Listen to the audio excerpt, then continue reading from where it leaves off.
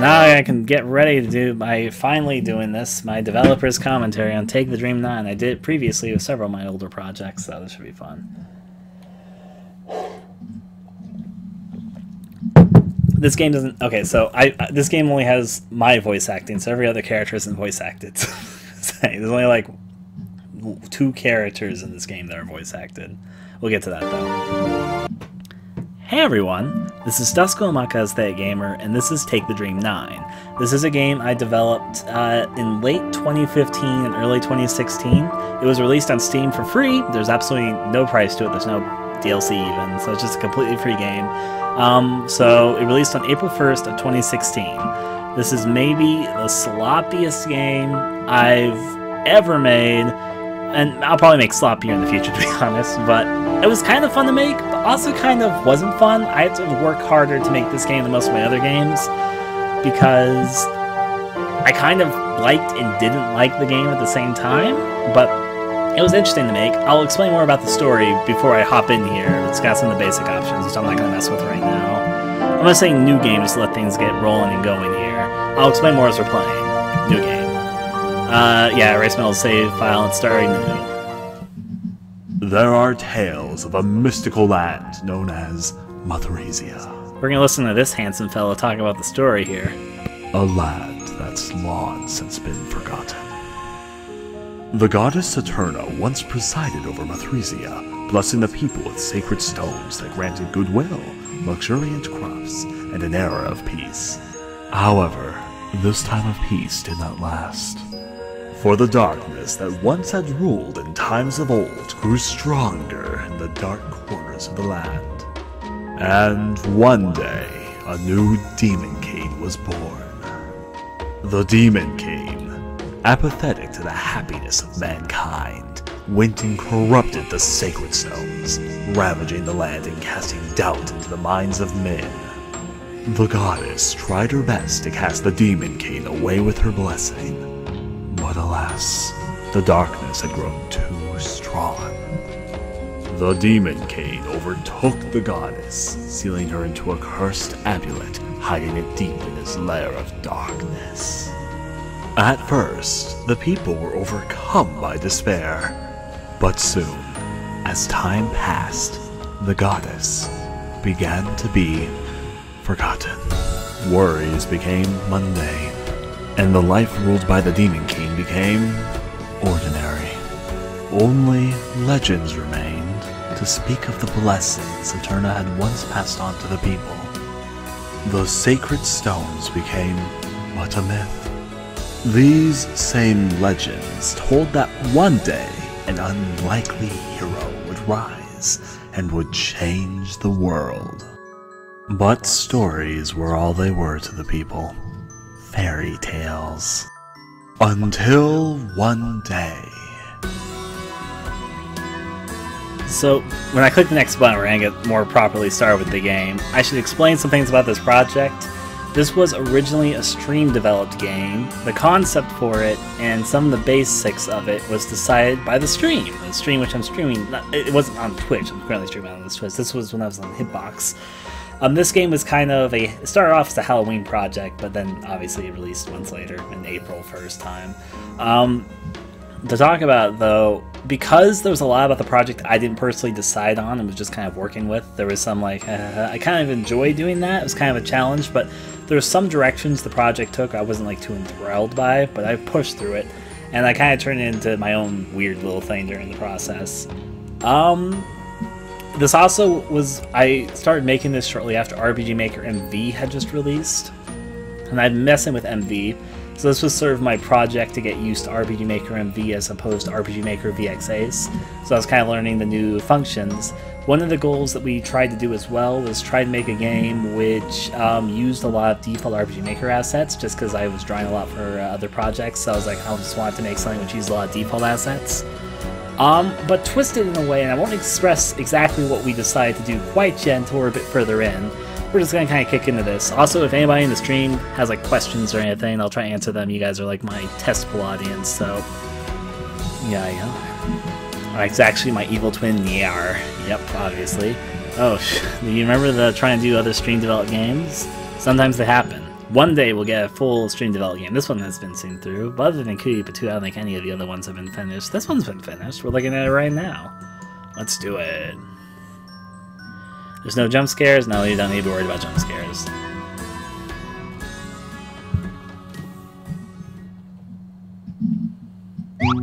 Oh, jeers, he jumped! I'm so scared!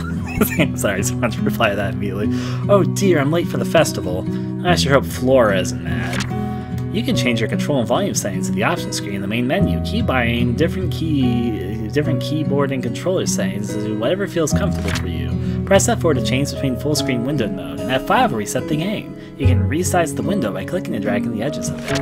Your main actions to take the Dream 9 are to dash and interact with things in the environment. Take a moment to practice both of these here. Remember to save at blue torches. I better hurry. Which gets us started immediately. Now our character moves kind of slow in this, but that's okay. It was kind of unintentional, so we're just going to observe everything. This is the bed I sleep in. I should really think about changing the sheets. I've been hoping to find something to prop up on this table, but no luck yet. Being poor sucks. Swords were wielded by my father, supposedly. These swords were wielded by my father, supposedly. I never knew him, but they were passed down to me. Jeez. What a nice day. Perfect for a festival. To-do list. Try and find a job. Profit? All the goodies I've managed to scrap together. You could basically call it my life savings. Bottles of water stuffed in bottles of alcohol. I can't afford beer, but drunks just leave these bottles laying around. What a waste. Well, good for me. Okay, so a variety of bottles. I collect them. One nice day, perfect for a festival, a rope. It comes in handy in countless situations. Just last week I used it to secure some lumber. I call him Mr. Ropey. A wash basin I use as a bathtub, rather than bathing in the river. It looks like a stove, but I just make a fire and roast whatever I need to cook. A lot cheaper. Maybe this month I'll be able to afford the water bill. Cutting boards, was just working on some turnips. A fish, it's what's for dinner. Caught it myself, was a bit slippery though. A stack of boxes, there's nothing inside of them. Sometimes I build a fort with them. And if we run over this way, an empty barrel. I've got a goal for the moment to fill it with something, not quite sure what yet though. Alright, so, yep, it's big, bare, and empty. Now, there's actually something about this game, about why it looks like it does, which we'll get to, and I'm not going to spoil it yet, but that's okay. And I have several Steam reviews which kind of fall for it, which I'm going to talk more about later, but hey, we'll do with it. The game is kind of a sloppy look to it. All I'm going to say is it's very, very intentional. Gwen's house. We'll talk more about that one later, though. A bunch of lumber I collected. I always imagined it'd be fun I always imagined it'd be quite an adventure to go seafaring. I'm too strung up here, and this is just a lake, but it doesn't hurt to dream. Okay, we got this over here. A tree I cut down for firewood. You save here, and there you go, our adventure begins. Gwen decides to go visit the town that she lives nearby, which we're about to see right now. Up ahead, Forestville. Yep. Let's go on to everyone's favorite Forestville. Now we're inside the delectable Forestville, which has some things that we're going to investigate everything, obviously. Sorry, we're closed for the day for the Harvest Festival. Come back around tomorrow and I'll cook you up something nice. We're open from Mondays to Saturdays, from 10 AM to 7 PM, except on holidays. It's locked. Menu, roasted vegetables, plucked duck, macaroni, coffee. Ah, the energy of youth. We talked to these fellers. Hey, watch where you're going, miss. We're just playing around, I swear. Oh, they just do the thing. Maple's residence. No, spoiler, all the doors here are locked, so we're not going to interact with everyone here, but Yai. A lot of people we can talk to on our way over this way, though. Hi, sign. Harry's residence. Let's talk to this feller. I don't like the noise of the festival, so I just hang around here. What a stand-up guy just telling me all his troubles. Oh, Darian. Oh, Melody. As they just stare at each other, there's also this pillar here. Many legends surround the strange pillars around town. I think it's a load of hogwash, though, to attract tourists or something. Macaroni and kibashi's really good? I'll trust you there. Inn Cafe. Oh dear, the hotel's closed. Where am I supposed to stay at, I wonder? It's a mystery.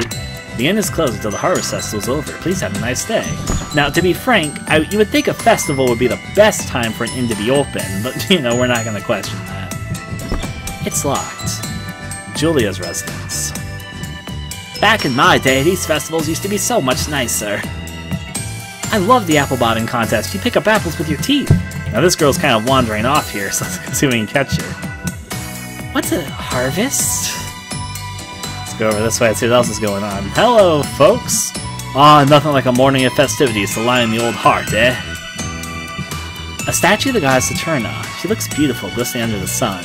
I feel for certain she was real. Haha, I'm a clown, get it? Gotta make sure everyone's safe. We gotta talk to this guy. The history behind the festival is quite magnificent. I wrote my thesis on it. What a story. The town's well. We store clean water here. I wish I could have a bit more. Our water supply is running kinda low. The water from the lake might look nice, but I hear it's toxic.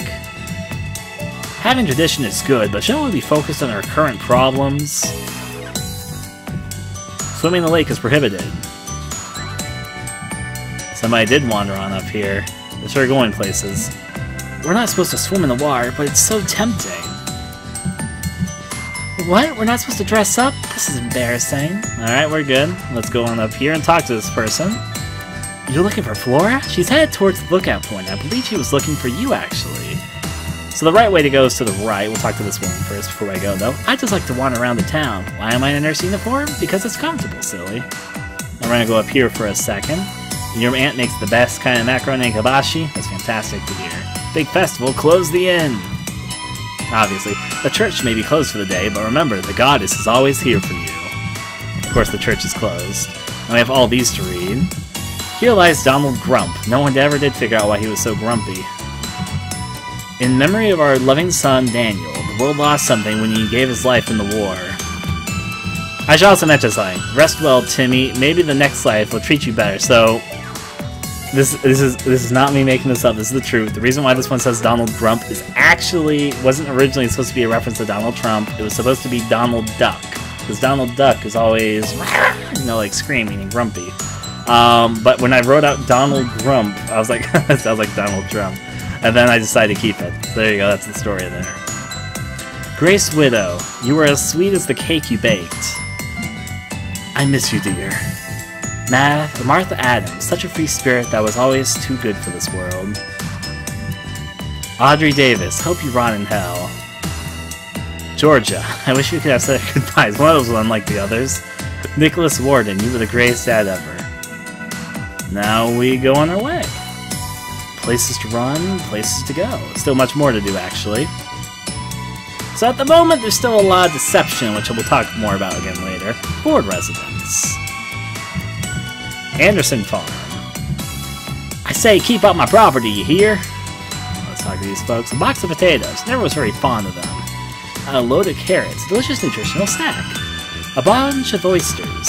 I sure hope these don't come from our local lake. A ton of apples. Must resist taking one. Hey, Bob, want to buy any of our merchandise? People say this is one of the last standing pillars of an ancient village that used to rest here. I'm not sure about that, but isn't it so mysterious? Many legends surround the stream. Yeah, I read about this on the other pillar. I heard this place was once owned by someone who killed themselves. Wow! For rent! Oh dear, so much to do. Now we're almost out of Forestville, as it turns out. We're gonna go over this way. You can see some of the fun crops outlining themselves. Carol Farm. We'll be back by sundown, and I swear to the goddess, Mike, if you touch my corn again, I'm gonna shoot you. So, you know, I've got some nice country hicks around here. I don't fit in anywhere, so I stay up here all day. Climb on back down, and that's good. Path to the lookout point. Which finally we're getting done, and soon the veil of what this game actually is will be revealed. Now, I've seen a lot of people that have only played this game for like 5 minutes. They'll be like, God, the map design is terrible, the dialogue is cringy. Both these things are true. So they're not wrong, they're not false. But sometimes you think people should just have a little bit more patience in this world. Let's continue. Reach out to the top, and let's talk to this girl, who happens to be Flora. I noticed we mentioned Flora a few times. So, you finally came.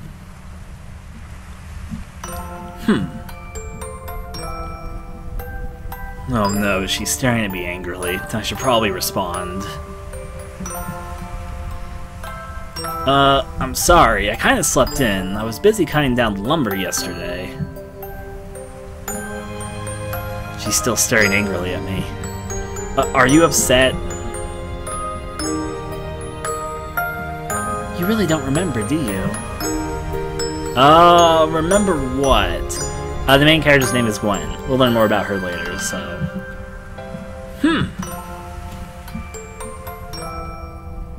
1 year. Huh? We've been going out since a year ago today. I'm sorry. I've been so busy scavenging recently, it's completely slipped my mind. But not because you're not important to me, but... It's alright. I know you're terrible with dates. You can't tell the difference between a Sunday and a Wednesday. Are we still gonna bring that incident up? But I understand, and I forgive you. If I didn't understand these things, then how could I put up being with you? I don't think I'm that bad. Maybe, but that's alright because, well... I love you. I love you too. So they're gonna start talking for a bit. I'm not gonna say anything yet, I'm just gonna let it play out. Oh, are you blushing? Shut up. I'm supposed to be the strong one. You're shy in surprising ways. And you embolden others. I can't compete with you. Well, we don't need to compete, after all. We're in this together. You're right. Together. Listen. I have a question. It's important, okay? It might sound silly, but you have to answer it seriously, okay? Sure, what is it? Do you... I wanted to know... Well, that's about enough of this crap. Well, hi there, ladies. Or something. Who are you? Are you serious? Someone shady like myself shows up uninvited and you first think to ask me who I am? I'm your kidnapper, you scrawny little bitch. Flora! Again, I'm going to comment more on this later, but I'm just going to let this play out before I start talking a lot, so... What did you do to her? What a drag. I take it you want an explanation? Is all you people do whine and question things? Fine. If that's all you want to know, you can call me ArKun, Gwen, darling. So the name ArKun was actually supposed to me by a friend of mine named Comrade Killerbee when I was doing the stream stuff and naming all the characters. All the character names were decided by stream people, I should mention. Gwen, Flora, ArKun, all of them were decided on and voted on and such by the chat. So if you're curious about that, there you go. All the character names are from there. How do you know my name? We're not playing 20 questions here. You don't need to know, darling. Listen, I know it sucks to, like, lose your girlfriend or something, but there's plenty of fish in the sea, I think is how that saying goes. You seriously want to beat your ass, don't you? Flora was my girlfriend, sweetheart, babe, dear, lover, partner, life companion, party member, date, significant other, cuddle buddy, fuck friend, piece of ass, whatever. No matter how you humans try to coat your words, it's all just meaningless dribble anyways. Love is simple to understand once you comprehend, like, all feelings are chemical reactions based on human need. Are you trying to say my feelings are fake? Not fake, just an explainable phenomena of needs developing the feelings of desire to ensure survival. Without your gizmos and your gadgets, humans are weak, and the only way to ensure survival and growth is to stick together, and yes, the party member thing was kind of a joke, so how do you got that? Feelings, love, trust, they all just means of survival. Darling, I'm not here to argue philosophies, I'm just stating facts for, like, your closure or something. The only thing I'm gonna close is your mouth when I penetrate your skull with my sword. Kind of a mouthful line there. Already resorting to violence, darling. Some humans have more self-control than that, you know. Listen, my kidnapping this girl Flora is a no dispute, no refund kind of deal. The simple matter of this is she needs to be kidnapped. I don't want to kidnap her. It's annoying having to explain things like this to people like you. But this is something that must happen. Something, something, something, something, something, something, something, something, something, something, something.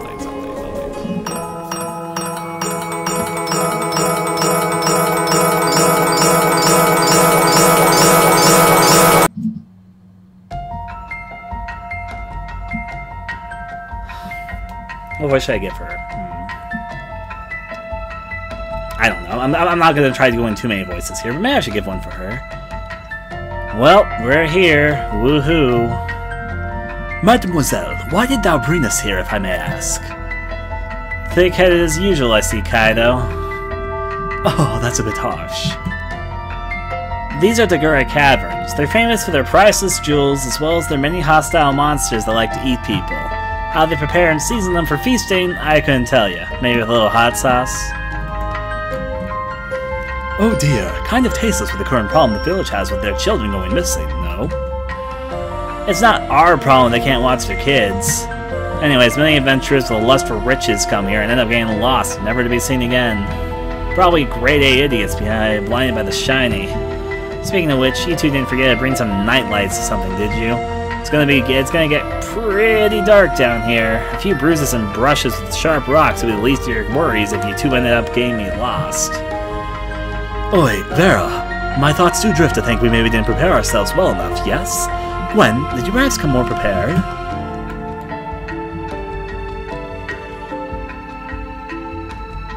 Who are you guys? What am I doing here? Flora! Where's Flora? Gwen. Calm your tits. We're already looking for your girlfriend. And here I thought Kaido was the dumber of you two. Hey, I'll inform you, mademoiselle, I graduated schooling with a high degree. All the shinies, though. Right. Yeah, we get it. Yeah, we get it, and you like to remind us about it all the time, apparently. Anyways, a degree in fine arts doesn't help much in the cave. If anything, it makes you question your life choices. There's much beauty in the world, madam. If you could just lift your nose from those books of yours, there are all sorts of gorgeous sights to see. You two don't get it. I don't belong here. I'm going to save Flora. What, did you hit your head on a rock? You're the one who dragged me up to scale this mountain, not the other way around. I'm the only one here with the right to complain. Without us, how do you plan to find your way through the caverns and find the rumored sacred stone anyway? Going to use the steam fuming from your hot head to deduct the direction of the wind? Gwen, you should know by now, I'm here for you. It hurts a bit that you may have forgotten me, but alas, such a tragic fate is, in its own way, romantic. I shall stay by your side until the day you remember once more. What the hell? I don't need your help! I don't need any sacred stones. I don't care about any of this. I've got to save Flora. This is for me to do. I don't even know you. When? Just leave me alone.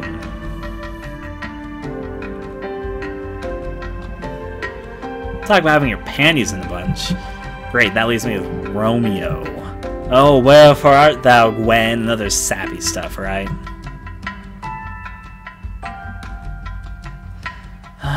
Just say when and let's go after her.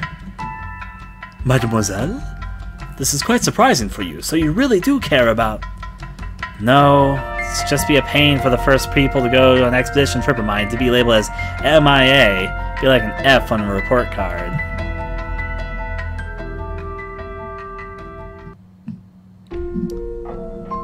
Whatever got me here must be ArKun's doing. Who knew what a monster like him is capable of? I gotta stop him before Flora... There's no time to think about that. I guess the key to saving Flora is somewhere in these caverns. Sacred stones. I know them from legend, but are they real? It doesn't matter. I don't know how such things could be related to saving Flora. My best bet is to get through these caverns and find ArKun. I'll make him tell me where Flora is. And let's get back to gameplay after that sort of one sport over there. A giant pile of rocks. Was somebody mining here? The door ahead seems to lead deeper into the caverns. It requires 2 keys to be opened. Huh, wonder where I could find keys. Couldn't be the 2 ways to the other directions of this. Those scenes took 10 minutes, that's fun. So there's a lot that happened there, and we're not going to talk fully about it, but I'll say now what the idea behind this game was. When I was doing some stream voting on what the theme of this game should be, there was several ideas, and the one that won ended up being something that seems like a crappily made RPG Maker game at first, but then the layers of it slowly began to unveil. That was literally the theme we chose. So like a sort of cliche, sort of trite, poorly made RPG Maker game, and then it slowly unveils a bit more, bit by bit, into something else. That was the idea. Let's go down here for a second. I see no reason to go back. I must save Flora. I'm gonna go over to the left side first. Stuff to do and see and do. Let's go over to the water, do our stuff here. A stream of water flows through these caverns. At least then I won't die of thirst. Given it could be like the toxic water back at your hometown that looked fine, so maybe you could. Maybe by drinking you'll die. We don't know. Alright, so there's a lot in here, which I'm going to just look at first. There's an inscription written here. Soil mixed with water creates mud.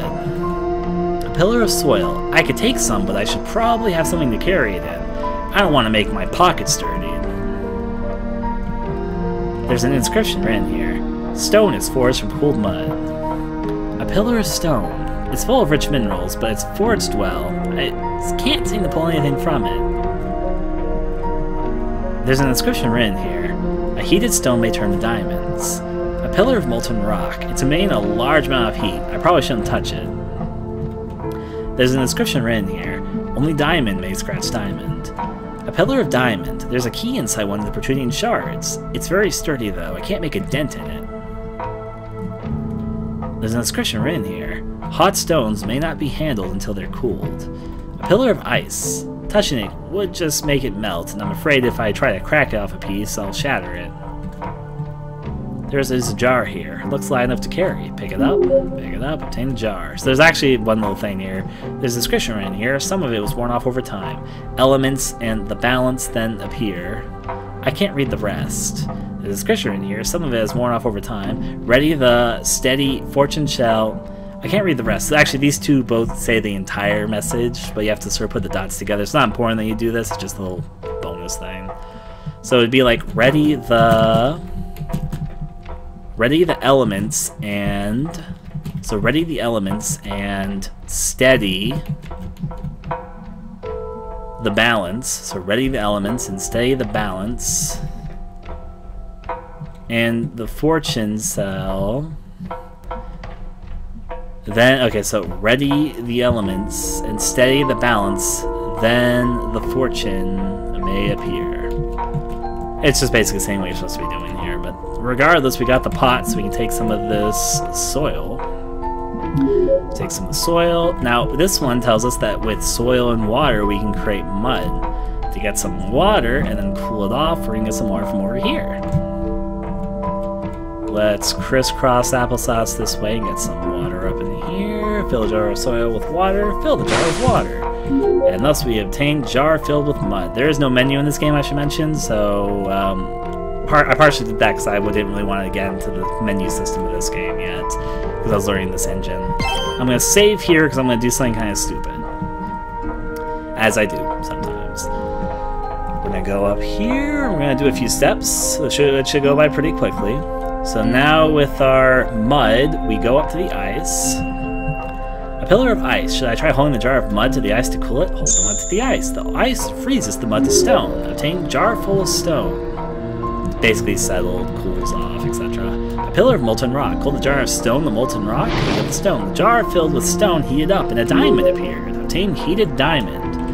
And now we can go over here and do this. A pillar of diamond. There's a key inside one of the protruding shards. Take the heated diamond and scratch the key free. Scratch it free. You grab the heated diamond and scratch the key free. The diamond is scorching hot and burns the skin on your hands. You fall to the ground, withering in pain. With your hands in such a condition, there will be no way for you to continue. Just save Flora. Game over, yeah! By the way, this was drawn by Rinks, if you're curious what the game over message was drawn by. She also did the logo, but not the title screen. So there you go. That's one game over, because you didn't cool off the diamond, you idiot! There was a message on the stuff to cool down. Obviously, you might have noticed it was mentioning it was a heated diamond before you selected it. Clues. Rip hands. Can't go on life without hands, apparently. Rise, cloth, turn to stone. Go to the mire, heat it up, we get a diamond. Now go back over here. A pillar of ice. Should I cool off the heated diamond with ice? The ice cools down when the diamond drastically. Obtain cooled diamond. Now we can scratch it out. A pillar of diamond. There's a key inside the protruding shards. Take the cooled diamond and scratch the key free. Scratch it free. You grab the cooled diamond and scratch the key free. The key came free from the diamond. Obtain a cavern's key. Pillar of diamond. It shines very pretty color. I forgot I wrote that. Anyways. Now we got one of the two keys, which means we only have one more to get. And then we have both keys, and then life is good or something. Hi there, door, which we need the two keys for. The door's head seems to lead deeper into the caverns. Requires two keys to be open. I have one key, I still need the other. It's time for the tricky bit, which we're going to do right now. There's actually a few ways to do this. I'm going to do the safer way. It's blazing hot in here. I shouldn't stay in here for too long or else I may burn up. Should also watch for molten rock. That stuff is probably scorching. Let's do this. So you got a time limit. And there's also lava, which can hurt you if you stand on it. You can take, I think, like 10 hits, maybe? Something around that number, so you need to be careful where you choose to go. There's a lot of false dead ends and such, so be wary, on contrary. I think I'm taking the safe route. It's been a while since I don't remember the route exactly. You can take some damage, though. In fact, there's a shortcut which I know, which I purposely put in for partially for my testing purposes, but also for people to discover, which is on the up path. But yeah, basically to take that path, you have to take like every hit except one, which means you have to be like really careful how you traverse the area. I'm taking the long way though, the slightly safer way, because it's possible to get through this without taking any damage at all. Actually, okay, I see the pathway. Go through there. Ta-da! It's just a small little labyrinth of tricks. So we're on the up path, and we're actually almost there. Just gotta run and not get burned by any of the lava. Forward gets points for the nurse uniform of all fucking things. Holding keys. Up, down, all around. Let's go on the downside, upside, da-da-da-da-da. Now that we're almost out of here, the upper air path is here. You can get out with plenty of time to spare if you know what you're doing. And thus, okay, made it. Let's get out of this oven. And thus, here we go. There's something shiny in here, which we're going to go for right now. This is also, in my opinion, where the game starts beginning to pick up, without saying too much. It's just where it starts to. It's not going to, like, blow out or anything, but it starts getting more interesting from here on out, I think. There's a key line here. Obtain the cavern's key. I'm going to take a sip of juice here.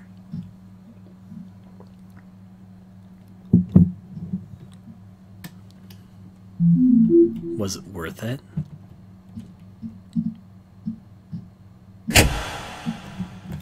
Well, that was pleasant. Obviously, I forgot to mention you can use the mouse to move around if you want to, but there's not precise pathing, so be careful with that. Yeah, I'll say we're currently a little bit over 30 minutes in. Okay, let's go through here then. The door head seems to lead deeper into the caverns. I've collected both keys, so I can now unlock the door. Enter? Not yet. I want to look around a bit more. Why, though? There's no purpose, Gwen. Let's just go through the door. You can't go back once you've gone in, though. It's a one-sided door, apparently. So let's just cross on through and get deeper into the caverns. Or not. Huh? Wait, this is... Am I back? Huh, there's a stone wall here. We're back in Forestville. It's nighttime and a little bit lonelier now, but we're fine. Can't read this stuff. All the doors are locked for the moment. We'll go a little bit deeper, though. Rumpelstiltskin vibe, though? To what part, if I may ask? It's very, very quiet. A little bit deeper. There's some sound. The Saturno statue is glowing, which is an interesting little detail. Up we go. Things to hear and see. It's getting louder as we go this way. So the right way to go is to go up, but for the moment we're going to go right first. It'll get quieter as we walk away.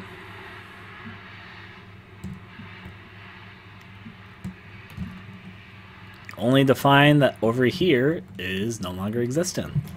Where's the path to the lookout? Now we're going to get closer to where the sound is a bit louder, so let's go.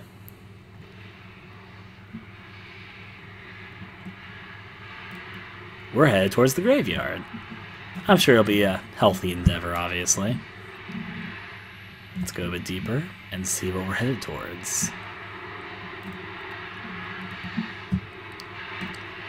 Kind of interesting flashing there. And look! It's Flora! Flora! She's gone now, though.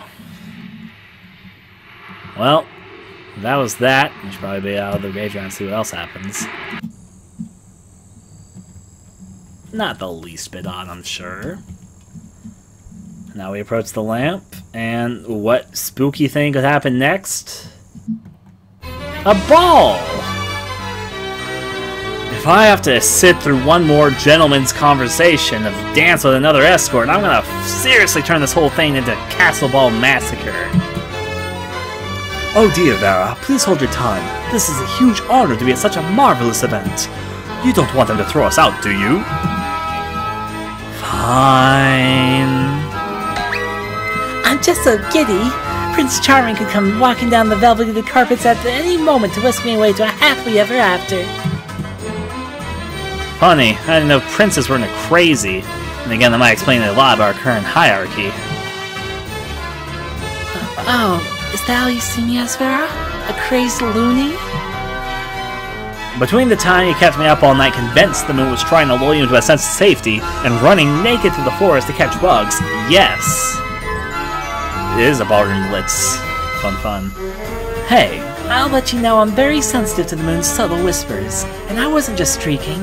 I was also doing my signature bug call. That's not actually what it is. And it worked. I caught a lot of bugs. Yeah, okay.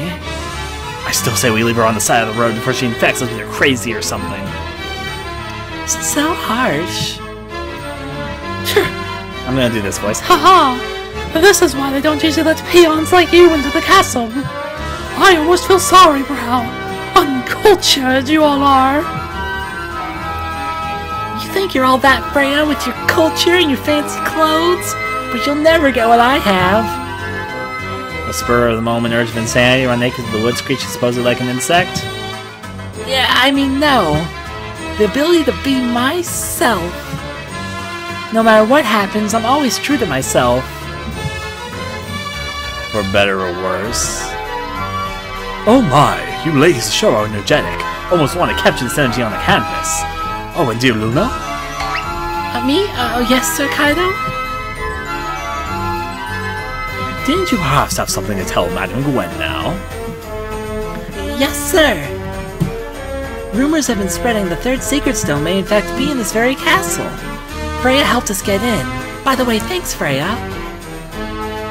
It's not like I did specifically for you lot or anything, so perish any thanks you may have.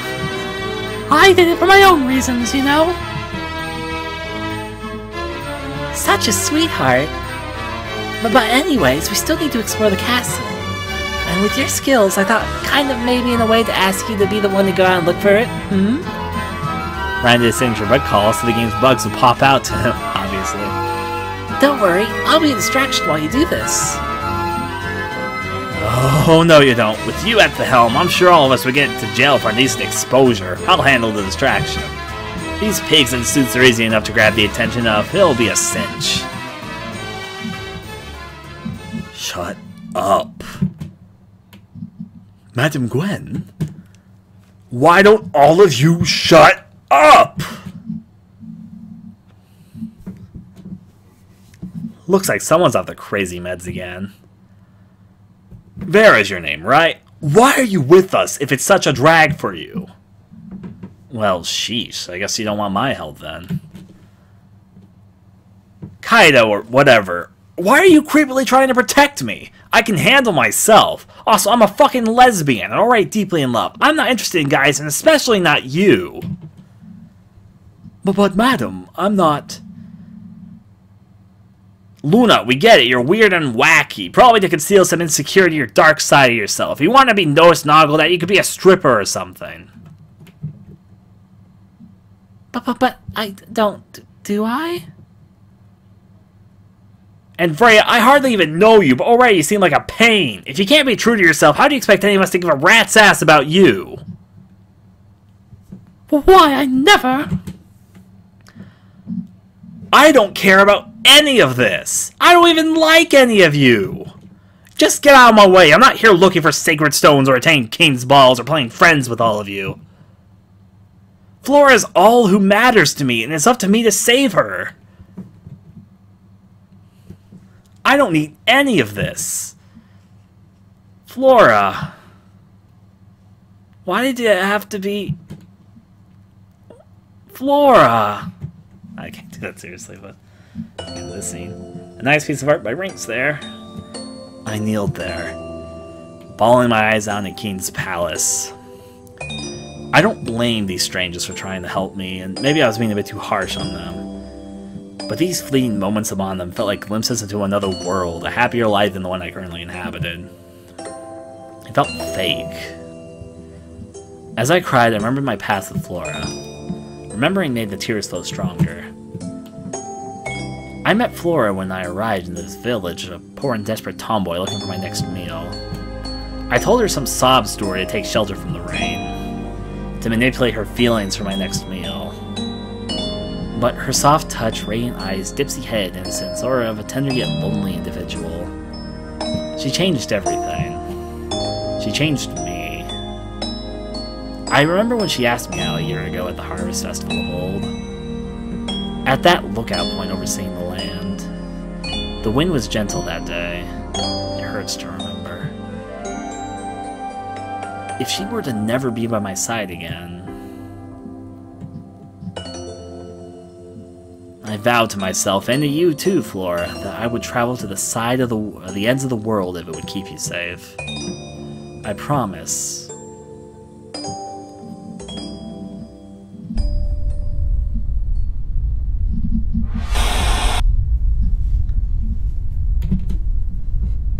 ArKun has to be the one behind this. I've settled my mind. If I find ArKun, I'm going to either make him give me Flora back, or I'm going to kill him. I've never seen this type of magic before. ArKun will probably not be an easy foe. But I have to, for Flora. I'll break through his illusions and make him woe the day he thought I could mess with a maiden's heart.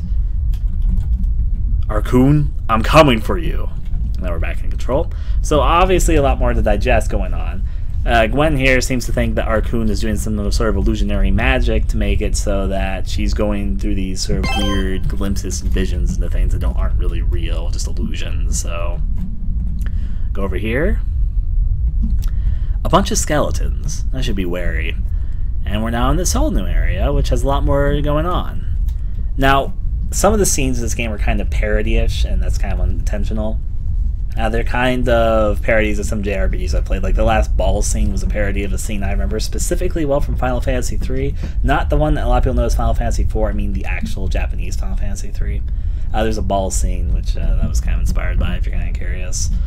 Among other things, and of course JRPG tropes and other stuff. And the exact tropes we decided were actually again voted on by the stream audience. The whole cast of characters that Gwen spends time with were voted on from a cast of characters, along with various character traits about them on a stream before I started developing the game. So those were sort of stream decided. I think you've ever seen any of Final Fantasy III? I liked it decently enough. We're also evidently in a looping area. Now, it's interesting watching people... This specific area shows to me how fucking... how fucking stubborn people can be. Because I've seen so many Let's Plays of this where people just keep on running down. And they'll do it for an extended period of time. And they'll just like, oh, maybe it's like a trick. Maybe it'll go deeper. And they'll just keep on going and going for a while until eventually they're like, maybe I should go up. And then they'll go up and look the same, but they won't even try it, so they'll just go back down and continue going down. And then, like, I've seen that happen so many times, but all you're supposed to do is after a certain point, you just go up. It's not idiotic, but it shows how people sort of behave.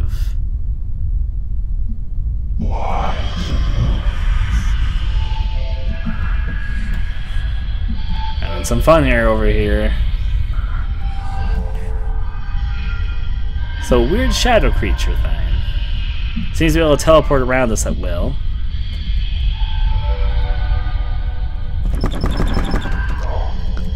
So you can actually hide in several spots in this area, but I'm just gonna get caught immediately. Just because I wanted to see what happens, so.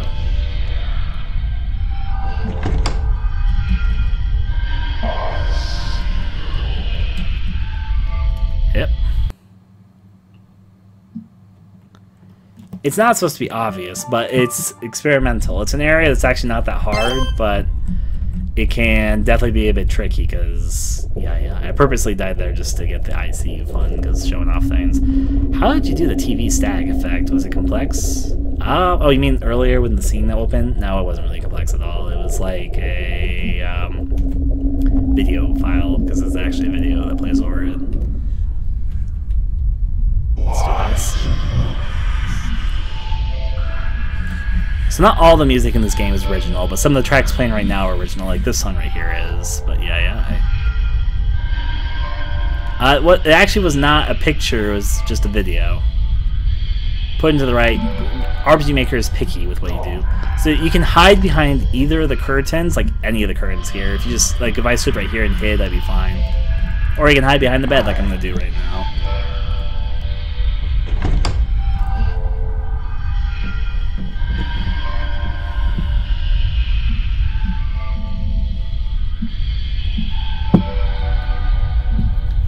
Thus, the monster goes on its way.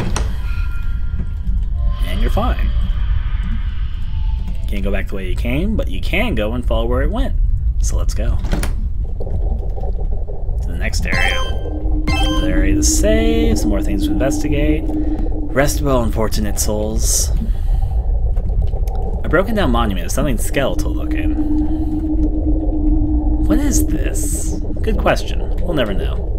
It's going up, and now it's time for a puzzle, which I like this puzzle actually, but it's a bit tricky. I did add in this clue because people got stuck too much. Yo, I was once a great beast, but no more. Now I'm a skeleton. Having a tricky time with this riddle? I can give you a hint, but be warned there may be a penalty if you take it. Want a hint? Nah, I think I got this. It's good to be persistent and figure things out on your own. Builds character. Fun. Tune to the Hands of Fate in the medieval play. This controls the position in the left coffin. I'm going to keep it upward, just to show what this whole thing is about. Shh, bub, over here.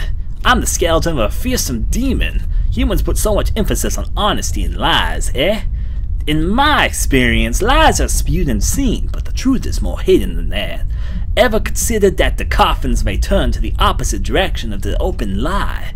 While truth and lies as a concept are opposite and the lie may be seen, that don't mean that a lie is the supposed opposite of the truth, get me? Both the truth and the lie may be concealed in a white lie. At least that's what I think, my 2 cents. There's some stuff around here, There's an inscription in front of this crack in the wall. Wary ye who enter without the gods' grace. The hands extend to point to win, but also where. When lies no longer reflect the truth, and the melody plays, the passage shall open. Melody should be playing when I enter. I shouldn't enter yet. Goddess of truth, goddess of lies. The goddess of lies shows an open deception. The goddess of truth shows a concealed reality. Are things straight or but a mirror of the other? Goddess of truth, goddess of lies. The goddess of truth shows the way, the goddess of lies shows the opposite. Are things straight or but a mirror of the other?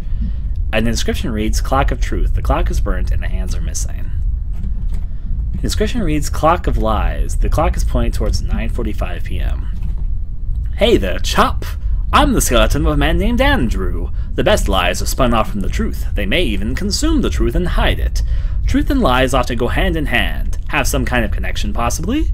If there's a goddess of truth and a goddess of lies, what would make the lie the opposite of truth? Is it a possibility? No. So maybe truth and the opposite of the lie are one the same.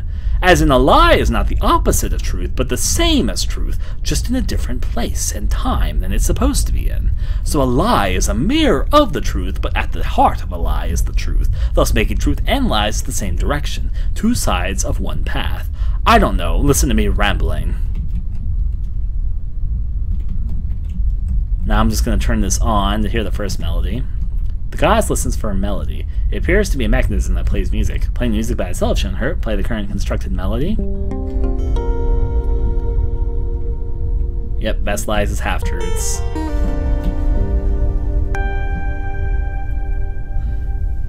So, both of these have different sounds based on what direction you have them pointed in, so just to give an example.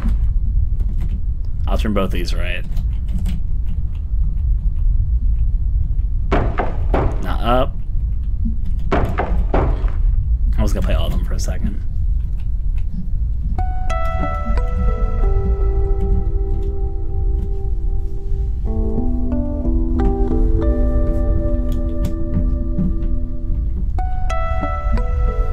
Alright, let's go downward.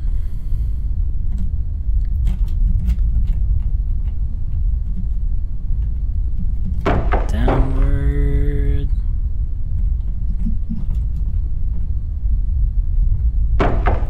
Wait, I meant to play it for some reason. I went into autopilot for a second.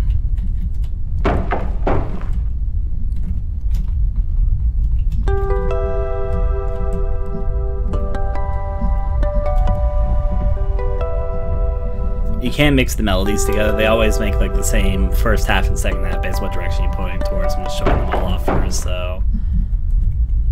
This puzzle is deceptively challenging, I should mention. There's a lot of information to process, and people usually get... Some people figure it out immediately, surprisingly. Or maybe not surprisingly. It's not that hard of a puzzle, actually, but it just is deceptively hard. I like making those type of puzzles, you haven't noticed. So I'm going to just do this order first, so yeah. There's an inscription from the crack in the wall. Where are ye who enter without the goddess's grace? The hands extend to point to wind, but thou swear. When lies no longer reflect the truth and the melody plays, the passage is still open. I can only enter, blah blah, into the crack? Yes, I will. Let's go. It was wrong. And I just want to show what happens here, because you end up in a pretty bad and shrouding area. Game over, yeah. Okay. So then, continue, and now we're going to do the right answer. So it's actually really simple.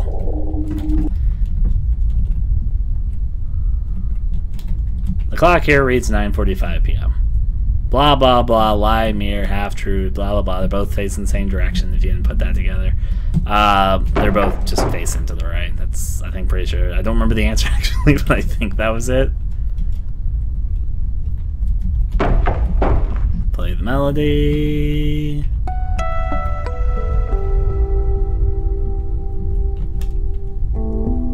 I like being deceptive, right? 2017 duly noted. I like deceptive puzzles. Enter. I'm pretty sure that's the right answer. If it's not, then I'm gonna have to solve my own puzzle, but... Yep, that was the answer. A lot of people, they give you a hand. A lot of people get kind of stuck there, and I can understand why to a certain point, but I find it kind of... I feel bad because I enjoy seeing people suffer at the hands of my games. Not just suffer, just experience emotions, I guess. This was always kind of the roughest game. Rougher than the rest of them, tougher than the lover. They call it Take the Dream 9. And unlike Close Your Eyes, I don't chuckle. I went a little bit far with that, didn't I? Anyways, I'm going to investigate one of these crosses here. I'm not going to click on it just to do the effect. I'm not a religious person, but for some reason these symbols make me feel at peace. It's kind of a nice symbol. It's a little bit understandable, to be frank. But yeah, there's also a few books we can read here. I'm just messing around with the mouse control for a second, I guess. Let's read these books. July 19th. For 3 nights, the goddess Eterna has visited me in my dreams. It's not a recurring dream, but the same message repeats each night. Build the sanctuary. In the dreams, I am in the dark mines of Rathiel, a place infamous for its monsters, and the darkness is almost overwhelming. But eventually, I find myself bathed in a beacon of light. A shrine, a sanctuary deep in the heart of the darkness. In the shrine, a mysterious dark-skinned woman with white hair is waiting for me. And then, that's when I hear the goddess's voice. I shall build the shrine for our beloved star. I think I've got hiccups right now. That's not good. I'm going to take a sip here. Oh, what's up, Samuel? 50 Shades, Mad Libs, or maybe I'm just going to trust. I'm not good with puzzles. Well, I don't think the end of this cut either is in the corner. Solve the puzzle. A lot of people don't know you can talk to the skeletons. It's actually part of it.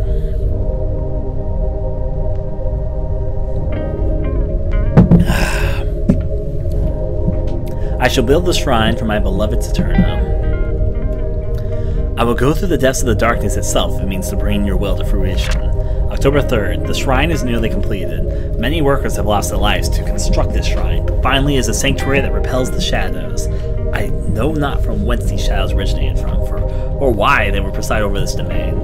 The holy artifacts seem to be effective against the monstrosities. November 1st. The shrine has been complete, but the dreams have returned.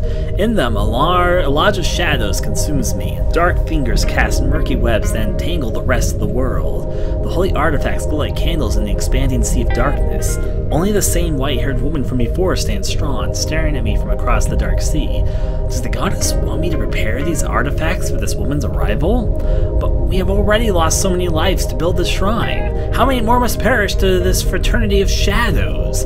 But if it is her will, then I shall set out to right away to make sure it is completed. I just hope we all have her blessing in this life and the next. So this actually... I don't know if I should explain what I was going for with that note. Do you guys think I should explain it? It might be saying too much, or it might be saying too little, depending on how you look at it. It might be like the song, it's one of my original pieces. This appears to be a holy scripture, but someone has scrawled pure black ink over its pages in what almost looks like the writings of a madman. Do you make mistakes? Not I. Perfection. If I am right, then what does that make you? I am right and you are wrong. I am in the right and you are in the wrong. For I am blessed. Saturna touched me. She touched me all over. Therefore I am blessed. Blessed in ways sinners like you can never even comprehend. Do you feel the goddess's embrace? I will strike out the sin and wash it out for the holy. I'm going to save here again. Yeah. So, to explain a little bit, and this is going to become more relevant later, all I'm going to say, think about this note a bit as we go through the game. It's kind of important, a bit, to some of the things. I will share one thing. A lot of people will take this as the religious virtue, and it's kind of intense. The area has a very strong religious theme, and what he says sounds like religious stuff. But he says some stuff which is actually very relevant to what's happening in the game. How the world becomes cast in shadow, and the only thing that stays the same is Gwen. And also on that front, the talk there about this life and the next life. A lot of people would take it as life and death. But as we're going to see very shortly, life does continue past this life, which we'll get more about a little bit later. That's all I'm going to say for now. There's more I could say about this note, but that's the bits I'll share, I guess. Going onward. The room beyond the bars is dark, but the door is open. Enter. I make all my music in the system I would not advise for most people, but I like making music in my game stuff. And now we see ArKun again. ArKun! Oh, dang, you startled me. If I may ask, how'd you get here so fast anyway? Don't act so surprised to see me.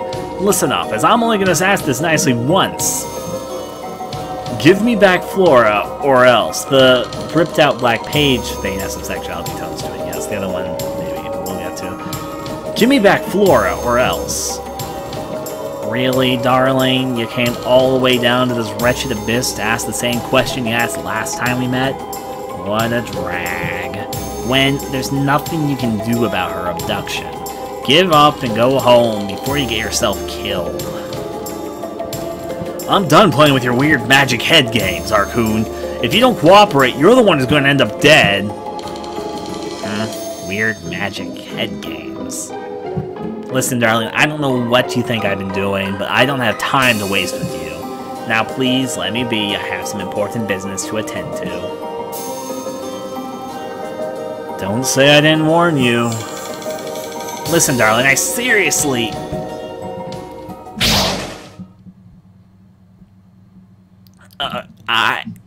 Why?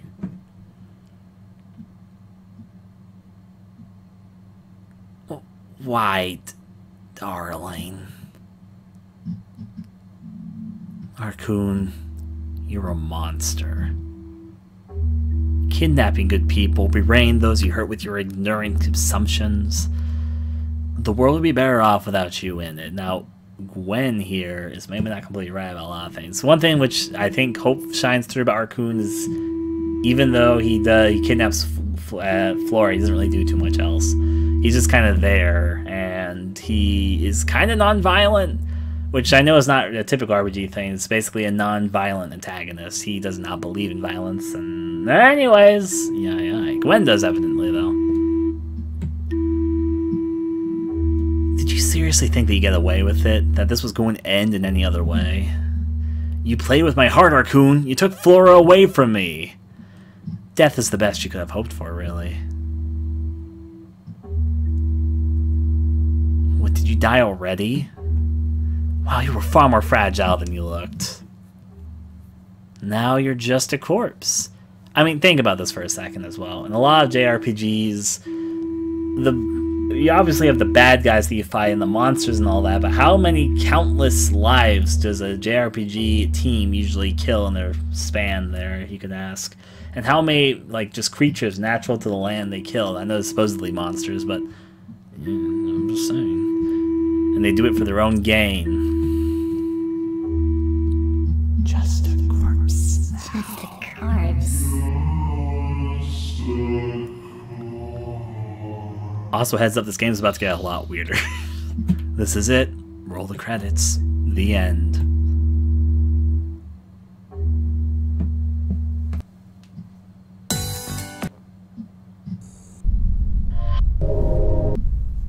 High school isn't easy, especially when you're feared as the class delinquent.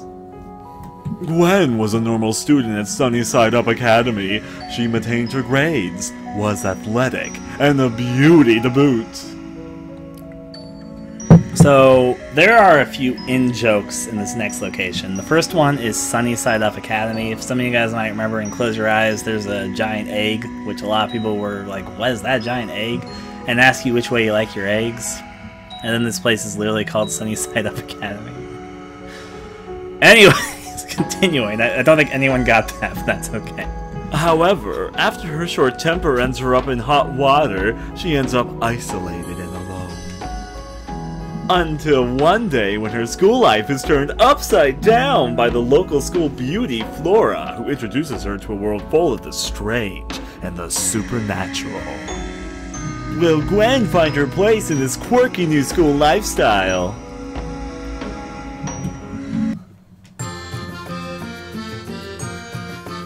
What? What's going on?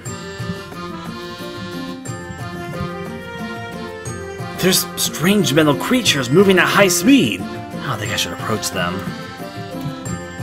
Sunnyside Up Private Academy. Look at the bright side of things. There's a bunch of flowers growing here. Quite the garden. Let me talk to this student over here for a second. Oh boy, lucky I got to school in time. I've gotten too many tardies recently. This area is a little bit weirdly upbeat. In fact, I can understand the 4Kids comparison. It's not entirely dissuaded from that anyways. A potted plant. A potted plant. Mr. Ford's English class. Huh, the door is locked. Is class in session? Oh my god, you're seriously coming to school in that, Gwen? Instantly ignored. Talk here. You better hurry to class. As a hall monitor, I won't hesitate to write you up for tardiness. Mr. Debbie, or Miss Debbie's math class. Huh, the door is locked. Is class in session? We're running into this classroom in a bit. It's the last year week. You're gonna go to a potted plant. This grand clock is a reminder of the time we have spent together. Be proud to be a student of Sunnyside Up Private Academy. These will be the years you'll remember fondly. That's kind of a joke. It's a massive clock. Seriously, it's bigger than a person. There's a bucket in the middle of the hall. Looks like a symbol for males. Nope, not entering the restroom for boys. What was I thinking? Oh, hey, Gwen. Fun plant. Let's go inside here. Looks like a symbol for females. A garbage bin. Just freshening it up a bit. Gotta look my best. Next period I'm sitting next to my crush. A sink. Sure hope people are washing their hands. Doesn't seem to be anyone in the stall, so most people don't know this. It was a weird Easter egg I put in because I was streaming when I was making this part. Sure hope people are washing their hands. Someone's in here! I said someone's in here! Jeez, hold on, be patient! If you don't stop, I'm gonna tell everyone you're harassing me! Jesus, I'm taking a shit! Leave me alone! And then that's basically the end of that chain, so... So I'm gonna have a girl harem? Oh my, oh my. Cafeteria. Huh, the door is locked. I guess it's not time for lunch yet, huh? What are these strange contraptions? They seem to be kind of treasure chests. There's so many, though. Anyways, they're all locked. Hey, watch it! I'm walking here! What is this? I think these all say the same thing, so it looks like comfortable sofa. Brian Sanford. I wonder what that could be a reference to. August 29, 2015. I wonder what Close Your Eyes game released on that day. Once upon a time, there was a poor and unfortunate little marshmallow. I wonder what poor little unfortunate marshmallow I know of. The poor little marshmallow lived with a girl who he loved very much. However, the marshmallow had a terrible secret. The rest is smudged out, except for this one passage. Congratulations, you're a winner. You're exactly what we've been looking for. Strange. I wonder what this weird note I found inside Sunnyside Up Academy is trying to tell me. Nothing. It actually comes into play later, but anyways. Mr. Leader's science class. There's actually a reference to a teacher I once had. It was actually called Mr. Leader, but... A desk full of books and strange contraptions. A desk full of books and strange... Yeah. A canvas of some kind. You use chalk on it, though? Intriguing. Turn your notebooks to page 46. Today we're going to learn all about the science of cosmology. I said that completely wrong, but that's okay. Shh, I'm trying to listen to the teacher. An empty desk and chair. We shouldn't be talking during class. Gosh, he's so hot. I mean, what? Wonder what he's going to teach us this time. I'm bored. Jeez, I can't see past this girl's pigtails. I forgot my textbook. Can you lend me yours? The skeleton is staring right at me. Jeez, this is creepy. Why'd I end up with this seat? A human skeleton? What sicko would decorate a decayed corpse in a room to teach children? Storage room. Keep out. And did play Close Your Eyes, Take the Dream 9. Yeah. Here we are here. There's 2 hiding spots I'm gonna hide here.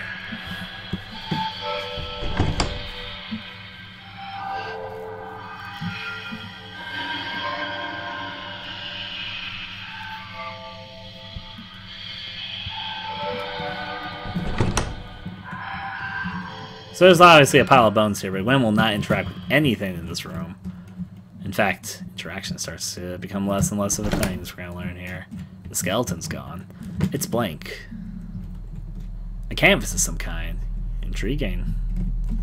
Desk full of books and strange contraptions. An empty seat and desk. An empty seat and desk. Now we can leave out. And then there's the skeleton. Is this the skeleton for the science room? Now, here's a small detail I don't think anyone would notice, and so I'm going to share it. You might notice that the skeleton is glowing the same color as the statue that we saw earlier of Saturna in the Dark Village. Why could that be? I don't know. I'm just throwing that out there.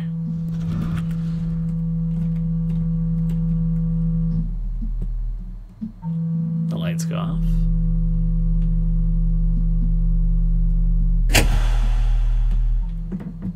Well. And now, if you thought you had a handle on things so far...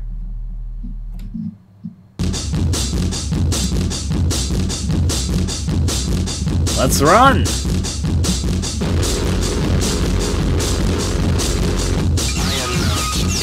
To the next! Oh, there is. Go over to this area. Probably not important. You're right.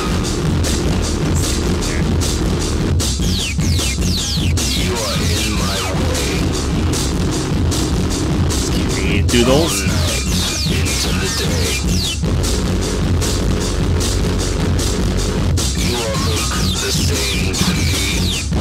Ah.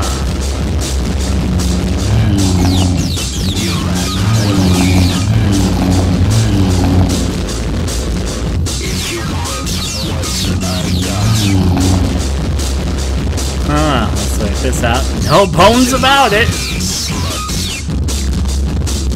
Oh, wait 1 second, this needs to go have fun with these guys. Yeah, this reminds me of high school. Pretty accurate depiction if I do say so myself. If you get caught in one of the previous areas, they just send you to like a checkpoint, except for the first one, it's just slow. Let's go to the door. The door is jammed. So I developed this part on stream again. This image is from Britta. Some people on the stream side might know her. The next image is going to pop up also was drawn by a stream person called Word4. I'll mention now while you can hear me. Now.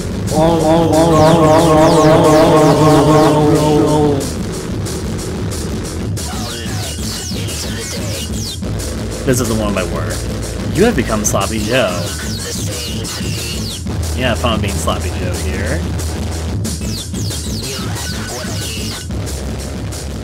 Now a transition. This wasn't the first time I've been here. It wasn't the first time being Sloppy Joe, basically. I remember that night with Flora.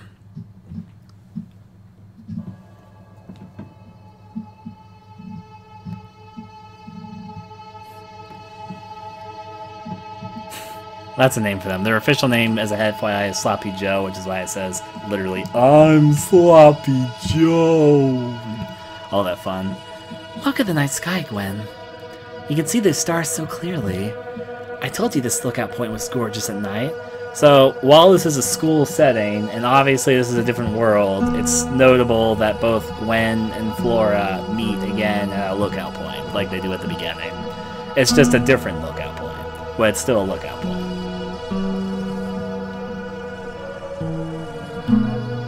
None of the other students came up to the school roof anymore, but they don't know what they're missing. The stars are awe-inspiring. Flora, this is beautiful.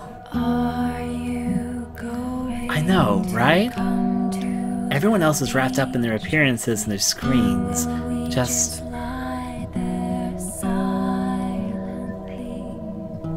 It's so different from everyone else, Gwen. That's maybe not always for the best. Gwen. I can't speak for everybody as I'm only me. But you're more important to me than anyone else I've ever known. I've dated before, but I've never felt so close to anyone like this before. You may be a bit of a roughhouser, and you forget things easily, a real lone wolf who's not good with words. Yet you have a pool of caring so deep you try to hide it with a cold mask, but you can't fool me. You care more about those around you than anyone. You're just self-conscious and uncertain. I want to work with you to shatter your walls. We're in this together, remember? Jeez, you're being so cheesy, Flora. Yeah, maybe. I can't help it. You make me want to say cheesy things. I never said I didn't like cheese. I love cheese.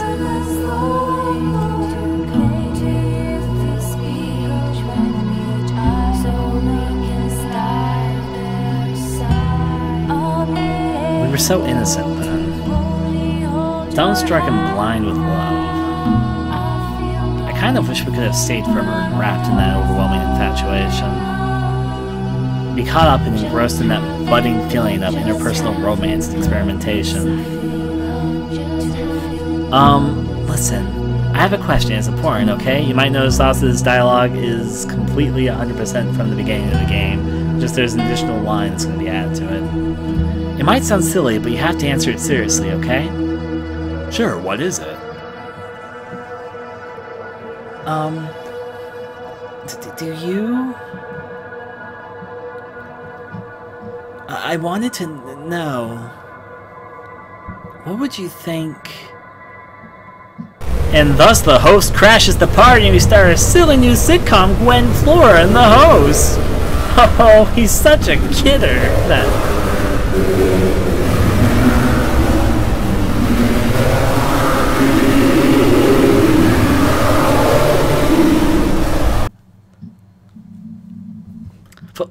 Flora? Where's Flora? What's happening to me? Where am I now?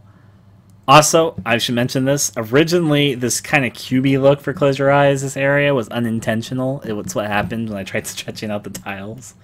But in the end, I decided to go with it because I kind of like the look of it. So that also means I had to redo all the RS sets for the recent Close Your Eyes Anniversary remake I've been working on, which I'm hoping to release next year in April, because that's when Close Your Eyes' 4-year anniversary is going to be.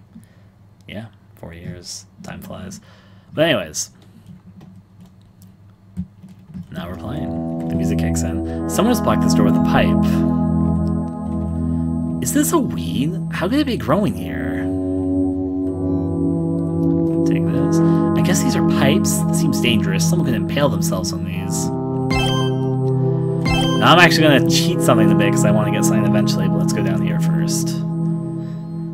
Flora should have commented on why there are so many lines everywhere. Well, Flora isn't here. She was in the previous scene, but she's not here. Huh, I guess these weeds just grow here naturally. What a strange biome.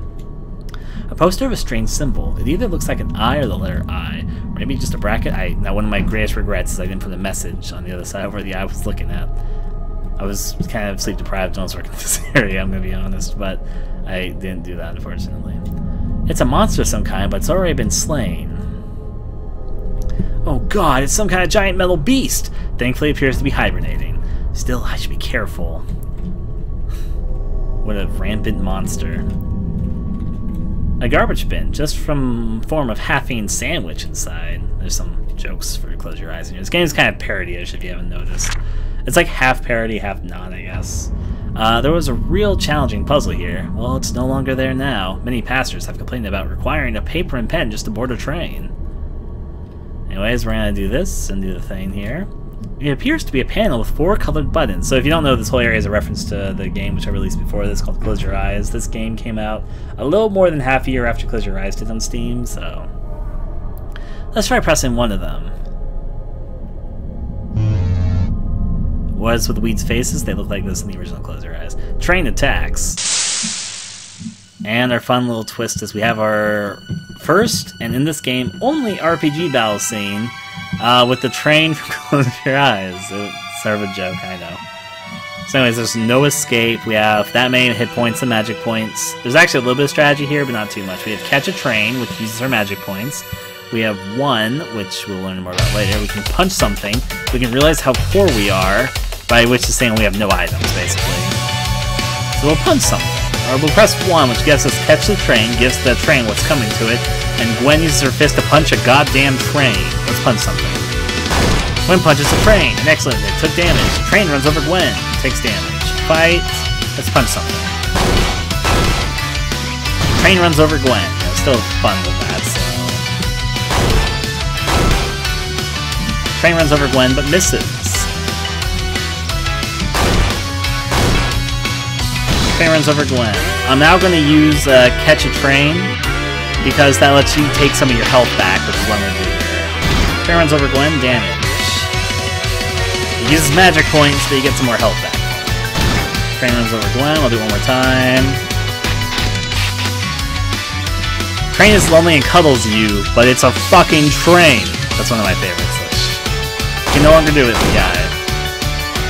Train is lonely and cuddles you, but that one was that description, by the way, was suggested by one of the stream watchers that watched me construct this area.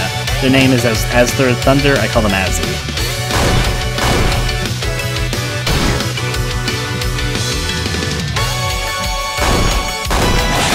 And we beat it.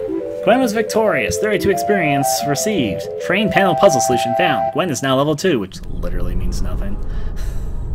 Train has been defeated. I'm not touching that panel again. Now I'm going to do something that's a bit of a cheat here. They want me to enter the belly of the beast? It seems I must enter through its red door-like mouth. So before I go do that... Oh yeah, never mind, I can't do what I was wanting to do. No reason for me to go back. Ah, jeez, I'm going to have to only be able to select... I purposefully did this, I remember that, but... There's going to be a choice coming up with 6 different options. There's going to be 2 choices in the game. They don't make a difference in the gameplay, but you get some different dialogue stuff with that depending on which one you choose. And so I guess I'm going to try and see what I choose here. The red doors open. So now we end up in another familiar close your eyes location. Blue crystals, they're lovely. They're lovely. Most people don't know you can interact with this stuff here. Is that a giant floating egg? The moon? What the heck? Welcome, ladies and gentlemen, boys and girls. Here we have a new exciting contestant. Gwen here is on her way to save her girlfriend. Why don't we lend her a hand? Gwen, would you be a dear and close your eyes? What? Let's help her. I actually skipped that. But anyways, what do you guys want me to say? Sure, I could use some help. Who are you? This seems strange. No way. Why could I trust you? You seem like a creep. I played Close Your Eyes. The song in question is a song I made. Ian made my ending. He liked the song, so he made my ending card, which I need to replace because now it's outdated to it. But yeah. I'm not going to answer I played Close Your Eyes because that's what most people answer because most people don't play Take the Dream 9 before Close Your Eyes. Close Your Eyes has more visibility than Take the Dream 9. Take the Dream 9 is like probably not my most unknown title. I've got some titles that definitely are more obscure, like Cutie Patootie until I release the full version of that. Blank Slate until I release the full version of that. Probably my most obscure game I've released publicly. Oh, actually, there's one more obscure. I was thinking about my anthology of horror, which only had 1 episode, but yeah. A shrug. I'm not gonna say I played Close Your Eyes because that's what most people answer, and because most people, I don't remember what all the options here lead to, but I remember what I played Close Your Eyes leads to because most people choose that. Most people choose that, and it says, well, then this shouldn't come as a surprise to you. And then, yeah. I don't remember what the other options lead to. I did record some stuff for each of them, but yeah. You seem like a creep. You know, I'm going to say that. You seem like a creep. Wow, quite the charmer, I see. No worries. I won't bug you any further.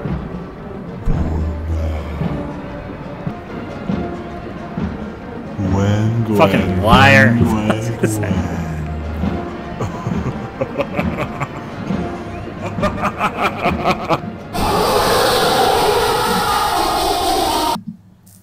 And now we're back here. Another area that's came off QB.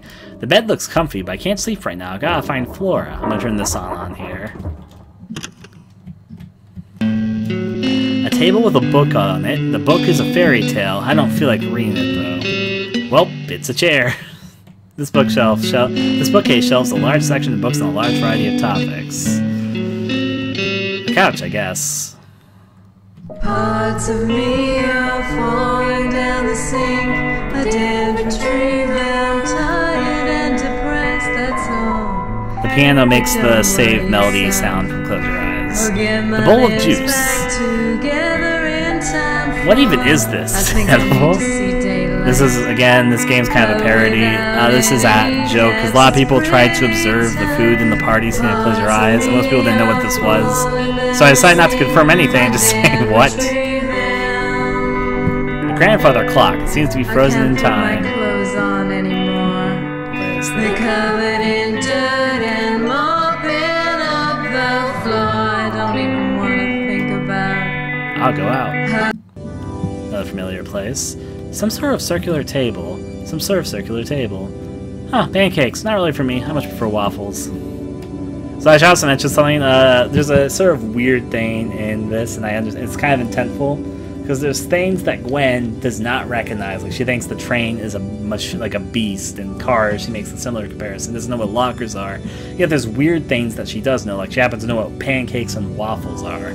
Part of the idea behind that was anime. That sounds so dumb. But that's literally what it was. Because in a lot of fantasy anime, you have these characters that are set back in a time where there's a lot of stuff that they shouldn't know because they're supposedly in some sort of fantasy version of the medieval ages. But then they have stuff which are pretty modern, which makes no sense to be there. Foods are one of them that often comes up, and there's other random things as well. Just That was kind of the idea going on here, is why Gwen recognizes some things that she shouldn't. She's really from the past, but it's like weird fantasy things she doesn't recognize. Who do you love? How do you want things to turn out? Sometimes we don't realize what's truly important until it's too late. I miss her so much, but I can never be forgiven. Be wary of the path you tread, and open your eyes. Who was there for you when you needed them most? I wonder who that was just talking. Oh. Now we get this scene, which is gonna... I don't like this scene. I put it in somewhat on purpose, and I knew I was never gonna like it even when I put it in. But I hate this scene. I really do. It makes me cringe every time. Gwen, we need to talk. I'm gonna voice it though. Here we go. Just know if you have to ask me, Ryan, what's your least favorite scene in any game you've ever made? That you've released, at least. The answer would be this scene. I don't regret putting it in. I wouldn't take it out if I had the opportunity to. I mean, I do have the opportunity to. I could go right now, I could edit it out of the game, and it would never exist. I could right now remake this whole entire game, and I could do that if I wanted to. It's a free game. But no, I'm not going to. It's part of the part. But here we go, though. Gwen, we need to talk. Can it wait, Kaido? It's fucking freezing out here. We should find shelter. No, I believe it's because we're wet and miserable that we must talk about it now. What? Kaido, do you want to catch a cold?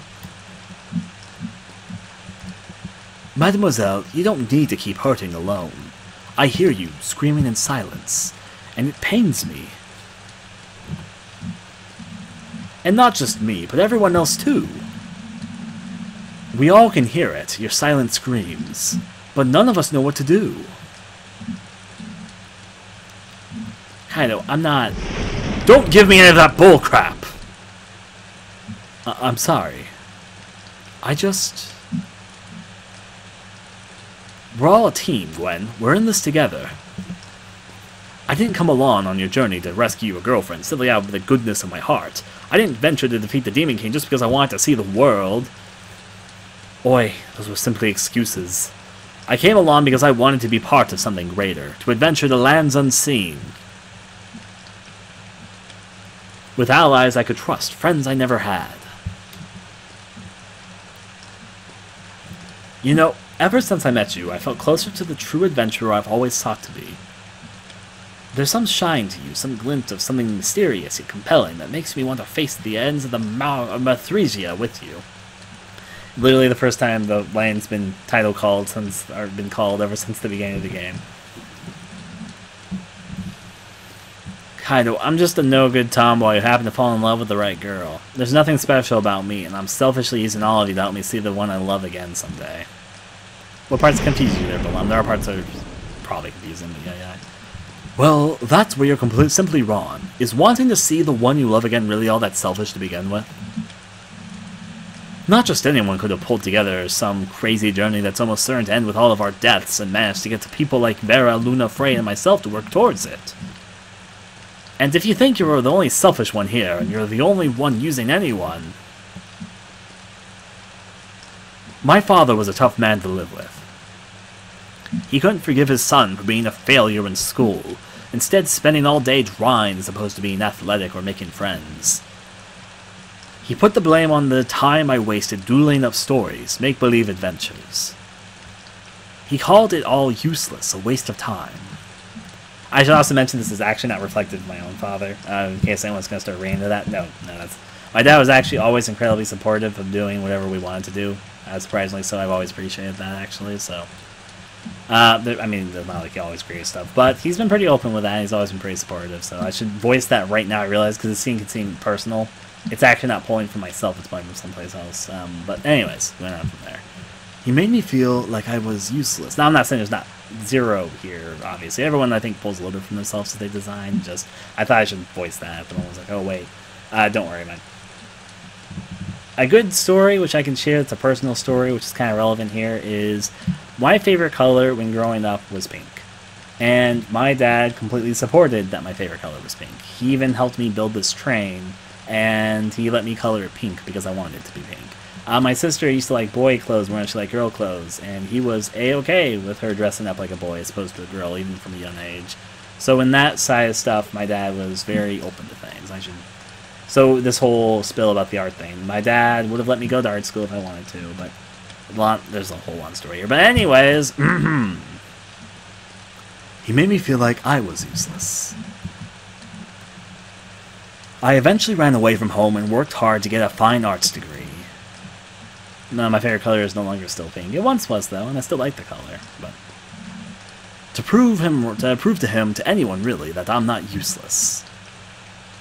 But maybe just by doing that, I proved his point. I ended up at a dead end. Ended up being a good-for-nothing. And I used all of you, Gwen. When you approached me, I leapt at the opportunity to go with you. I latched onto your potential success and schemed to forward my own image. Favorite colors? Red, teal, and gold. Blue for me. For me, it's hard because I kind of like colors as they mix together more than I like individual colors by themselves. Different shades, different colors by contrasting and complementing each other, and I just kind of like color mixing more than others.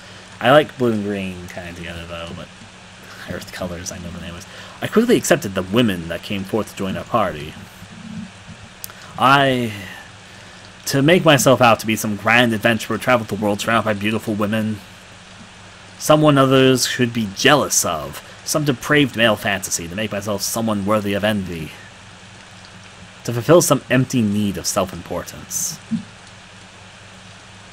But this journey has taught me something. No one has to suffer alone. Another nice piece by Rinks. She did most of the artwork here. We're all companions. None of our problems are our problems alone anymore.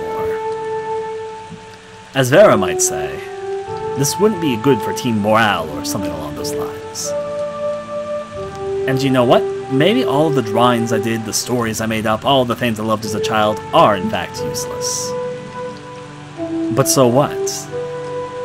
We all have those things we love and can't let go, no matter how illogical it may be. I forgot you were here. You have Flora, and you dearly miss her, that much is clear. We'll find her in this ArKun character. We'll find her and take her back. I truly believe that we're going to save this world. Anyways, we should probably find shelter as you requested. Here, take my hat. You're getting all soaked. I can't let you catch a cold because of my foolishness, no?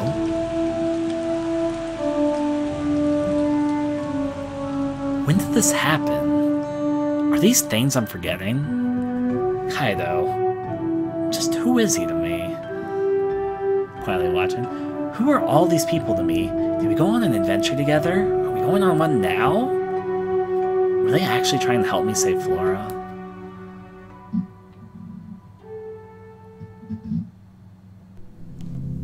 To be honest, I haven't watched the scene in such a long time. Rewatching it again, it wasn't as bad as I remember. I'm great. I thought it was a little bit cringy. I don't know. Maybe I'm just being overly hard on myself when I was working on it. I don't know. I didn't watch. That was the one scene I always skipped when I watch people's Let's Plays. So I actually don't know how people feel towards it. It just, when I released the game, I was like, I don't want to watch people watch that scene. It's not a gloriously great scene, but I don't consider it that bad. It wasn't as bad as I remembered it being. Where am I now? Is there any sort of logical connection between any of these places? If it's not ArKun's doing, then why am I suddenly appearing in these odd and strange worlds? They feel like glimpses in other realities. Or maybe I've just gone mad. Well, let's see what's going on here.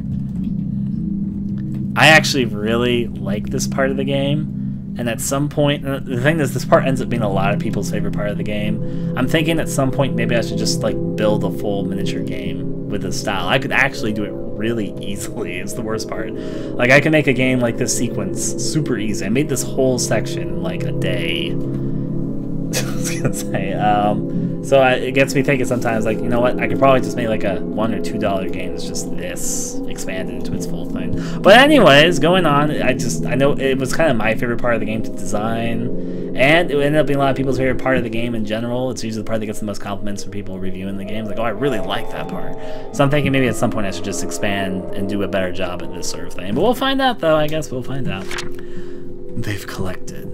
I have lost almost all of my homely possessions. This house no longer feels like a home, a barren set of rooms that mockingly resemble a home. Yet thankfully, they haven't found my greatest secret. They think they've stripped me bare, taken my power, and have me right where they want me. The fools. They have simply aided me in ascending to greater heights than they could have ever comprehended. Now there is nothing left I care for to hold me back from unleashing my little secrets onto this world. With my loss, I shall inflict upon this world a new perspective, one where humanity are not the kings, but the peasants. A drawer. It's completely empty inside. I look pretty tired. A set of books on various subjects. It looks like some of the books were taken off the shelf recently. Boy, you can't read up there, so let's go save here. This door to this big. Gwen's insane. I mean, goodness, it's definitely liable. This door is completely jammed. There's a lot to read here, but I'm going to get to it in a second. This door appears to lead to the outside, but it's locked. I should also mention something, though the game never makes distinct reference to it. This house, when I was designing it, I was imagining it was one of the houses in Forestville, the house that was for rent, where it said that somebody killed themselves on the inside. In my mind, this house is that house, if you're curious, is what I was thinking of when I was designing it. So there you go, because the game never really makes that clear at all. When I was designing this house, I was thinking it was that for rent house inside of Forestville, if you're curious. There's a switch on a plate under the mounted animal head. The plate reads Silver Ox. Not feeling it. There's a switch for Golden Ox. There's a beautiful cross situated. There's a switch that the plaque described into it. When the beast howls are heard and the cycle is complete, then the passage shall open. Press the switch. Let's not press it yet. There's a switch under the Guardian Bear. So we got Silver Ox, Golden Ox, Guardian Bear, and the Shadow. All the drawers are empty. Alright, so let's now read this stuff. The sounds are growing restless beneath the floorboards. I have taken to writing my thoughts down, maybe in the hopes that someday someone may read them. I do not believe I have much time left for this world. When they took everything from me, I was almost overcome with a sense of relievement, quite possibly a sense of validation, justifying my secrets as having been worthwhile. But thankfully I sat on it for a few days before acting, and in reflection I am now less certain if this is truly for the best. My intentions are far from pure, and my emotional side is soured on the mere image of humanity. But my rationale side can't help but fight for what logically makes sense.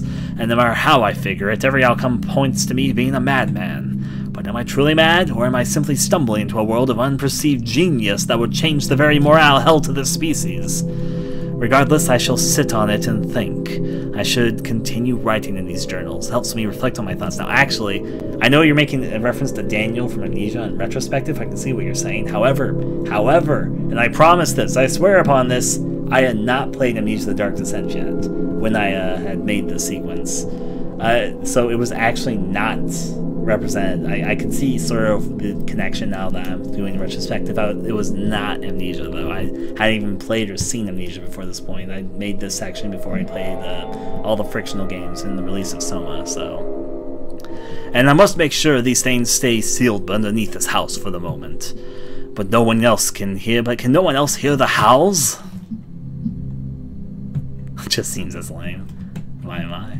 I like it. I kind of like villains that are kind of like this, even though we'll get more into that. The Sounds of the Beast, Chapter 1. Many of the pages are ripped out, but this verse remains. The moon and the sun were pulled by great oxen, a beautiful and graceful silver ox for the moon, and a powerful and majestic golden ox for the sun. Now, I actually don't remember the exact solution for this puzzle, so I'm actually going to have to solve it.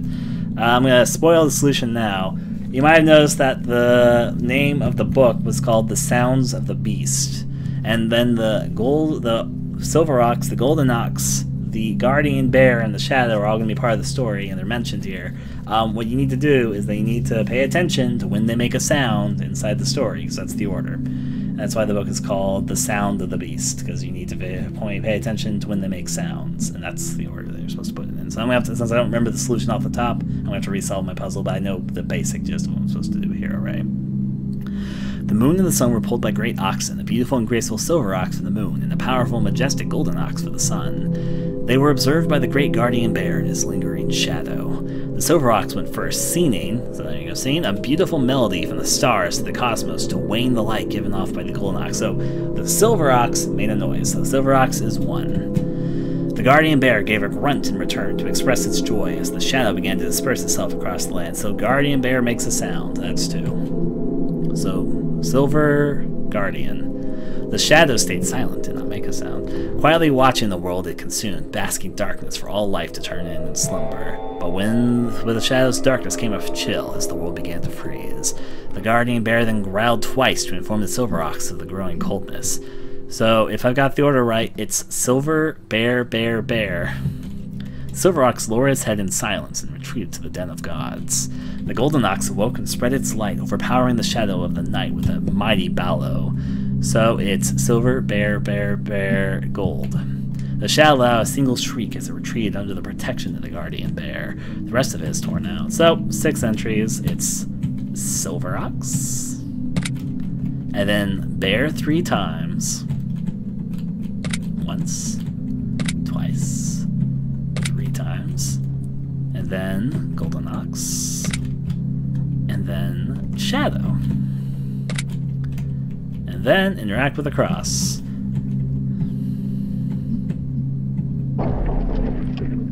Ta-da! Secret passage. A new passage has appeared. I'm gonna go save my game. I sometimes have mixed feelings about the puzzles I make in games. I kind of like this one. I don't know. It was fun to make. I think it's actually turned out pretty good. I don't know. Maybe I'm proud of the wrong things. I don't know. You can see stairs leading down to the darkness. Enter the passageway. Yes. Let's go. There's actually supposed to be stairs here, but because how dark it is, you can't even see it, really. Asphyxiated light. Oh yeah, there's a lot of stuff you can interact with here, I remember that now. Some sort of boiler, I think. Pipes lining the walls. An oil drum. It's full. Save here, of course there's another save point right there. Going through the door. A stack of barrels. Asphyxiate light gives off a warm glow. This oil drum has fallen and spilt over. An oil drum, it's full. Stack of barrels, a barrel, it's heavy. Let's lead out of this door. Which leads over to this area. A few things to investigate. Asphyxiate light gives off a warm glow. I have no idea what this is. I don't know why that made me laugh. There's a fire burning dimly inside of the furnace. Some strange device. I have no idea what it does. I have to keep the fires burning and the electricity running. They mostly stay out of the light. It's not as if they are weak to it. I just think they're so used to the darkness that it hurts their eyes when adjusting the sun brightness. Still, they've shown to have a one-track mind and will dismiss any blinding lights when they become excited by the hunt. It seems nothing will stop them when they're greedily eyeing their prey. Now, I made this game before Red Haze, and I learned a lot from Red Haze when I was developing it, so this area is pretty a lot simpler than it seems, but that's okay. I almost never venture to the upper floors of the house anymore. It reminds me too much of that which I've lost. As sad as it may sound, this dimly lit and unknown dungeon feels far more like a home to me. At least in this domain, I reign as Cain, and I may spend the rest of my days with my beloved children. Books on the English language. What was the cop for, by the way? I must have missed it. Of why? A bunch of books on various sciences. It's a bookshelf, but it's too dark to see. Some hard-to-understand books. Books on philosophy. Huh, collection of children's storybooks. Cross over this way. The door is jammed. I'm gonna go through this part and see what we got going on here. A skeleton. It's a skeleton in a cage. It's fine in the dark. Let's cross. So, let's go through here first.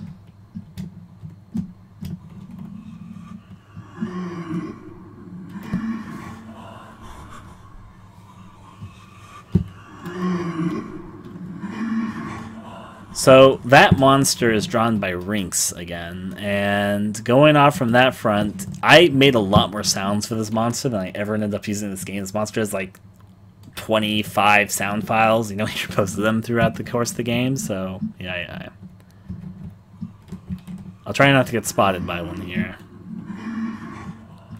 Now I know where to go, but I just kind of want to look around the area because I can. Now you can't investigate anything, for a few reasons actually, but...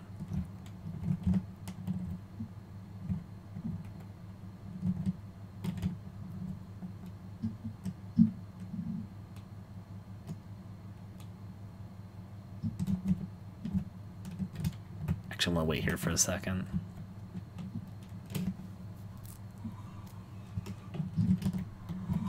I think I can make it. There's a door just off here in the crevice. Gonna take it. It pixie light gives off a warm glow. A bookshelf lined with books on forensics. I took forensics when I was in high school, okay. A bookshelf lined with books on mythology. Beware of if a foul child spots you. They won't forget. Somehow they communicate with each other, even over great distances. There's actually no Moonlight Sonata in this game. I'm not sure if they accomplish this with their disgruntled bones, some unknown sixth sense, or even telepathy. But once one is spotted you, the hunt is on. Never perceive yourself as safe.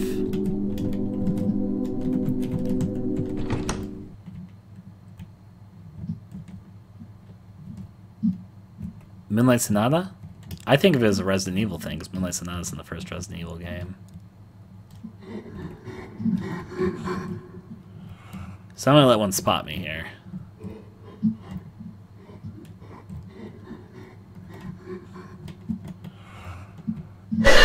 Fuck. You know, I knew I was trying to get spotted, but it actually scared me. Just a loud sound. Anyways, the door out of here is this way. Let's go. Now, I have never seen anyone else find this Easter egg I'm about to show you guys. Are you a sinner or a saint? So, earlier in the game, you guys might remember that there was a dinosaur which said, don't take my advice. It might disable you from doing something later. It's something really stupid. Pixelate light gives off a warm glow. A giant clock of some kind. So let me show you the fucking dumbest thing I've ever put into one of my games, I think. It's a secret I've never seen anyone else find. There is a door here. If you don't interact and don't get the hint from the dinosaur bone earlier in the puzzle. And it only appears if you didn't get a clue from there earlier. So...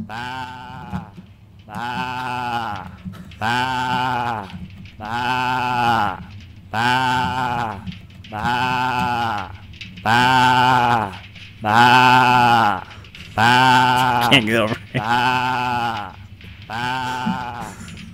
There's nothing to this except this, then this.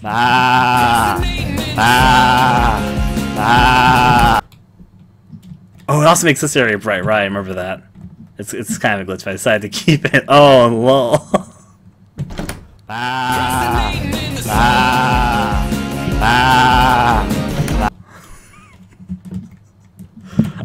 You showing me this?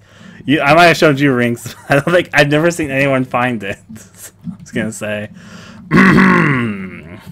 Anyways.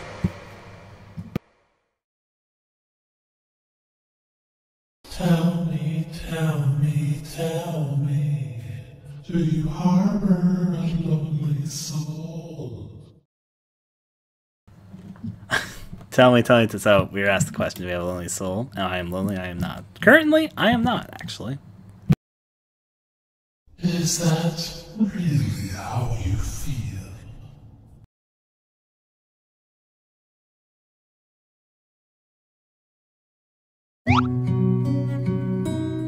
To explain how that room even came into existence, the chief room, when I was recording all the monster sounds, the 25 sounds I mentioned, I was getting really bored of recording monster sounds, so I was just going, bah, bah, and I thought I would take the time to actually turn that into something, and so I did. How's anyone supposed to know if something is an Easter egg? What I mean is I just, out of all, again, I watch almost all the videos. I won't say all of them because I'm not sure which ones I missed, but I try watching all the videos people do of my games. I've never seen anyone find that room personally. I'm not saying no one has ever found it, just I've never personally seen it. Oh dear, I'm late for the festival. I sure hope Flora isn't mad. You can change your control and volume settings, the options screen, in the main menu, keyboard, blah blah blah. So it's all the stuff from the beginning of the game. And some people, and actually, I'm surprised it's even worked. I thought maybe a lot of people wouldn't fall for this, or at least be uncertain. I've been hoping to, I forgot to check the desk earlier, didn't I? I've been hoping to find something to prop up on this table, but no luck yet. Being poor sucks. At least I messed that earlier, so. There's a lot of clues that this isn't real, though, so we'll get to that. This is the bed I sleep in. I should really think about changing the sheets. A lot of people don't observe everything again, but there's a few things here. These swords were willed by my father, supposedly. Blah, blah, blah, blah. Jeez. Today for the festival. Profit. All the goods mass put together. Life savings. Alright, well, a rope. It kind of, I just, the last piece of news. I call him Mr. Squares, apparently. Bathtub. A lot cheaper. Turnips, dinner, calm myself, it's slippery. Alright, let's go over here. A lot of people are scared to save the save points. They don't know if they're actually, like, the game is, like, just messing with them or something to happen. The sign staring is my house. Can't read from behind, however. Gwen's house. Can't read from the side, however. I forgot I even put that in the game. Fucking I always imagine it'd be quiet and eventually go seafaring. This who's turned up here. I'll save again. Just saves multiple times. Up ahead. What a mystery. Black, blah, blah, blah, blah. A lot of people just say the same thing. What seems to be being censored out is names. So, like, if I look at all these residents, those are all messed up. Yep, big ol' lot of deja vu as we go through this way. Oh, garbled text. Oh, garbled text. And hey, now that we're replaying this, doesn't this character look familiar? Why? How could you? Of course, now he's gone. I should read the front of the sign. I forgot to even put stuff like that in this. Aha, get it? Ah, nothing like a morning of festivities. A statue of the goddess. Who was she again? I love the apple bobbing contest. You picked up apples with your teeth. Towers here, which should be a bit more. Commentary here. Okay. What? I'm not supposed to dress up? This is embarrassing. You're not very dressed up at all. Dressed up, you're naked. Sex sells. Disappears. Swimming in the lake is prohibited. Go up here. Hi. I actually forgot that was about to happen. I can't believe I actually forgot. Not a lot of people notice that the world ends. It does, though. So that's how you pronounce it, Kaido. Up here. So if you go this way, I'm trying to remember if there's anything over here yet or not.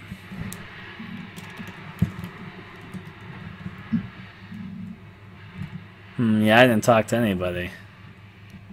A lot of people rush through. Where's the path to the lookout? We're gonna go over this way. It's like the graveyard scene earlier.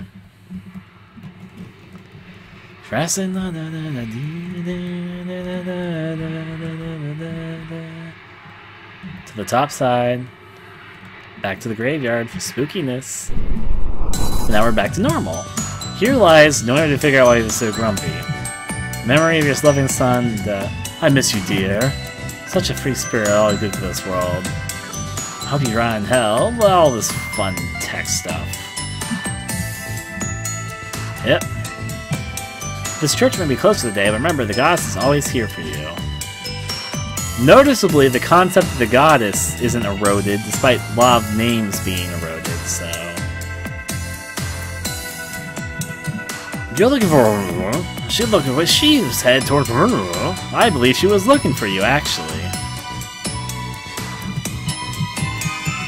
Oh, wait. I forgot if I did that. Why am I in a... uniform? Because it's comfortable, silly. Apparently nurses are censored out, too.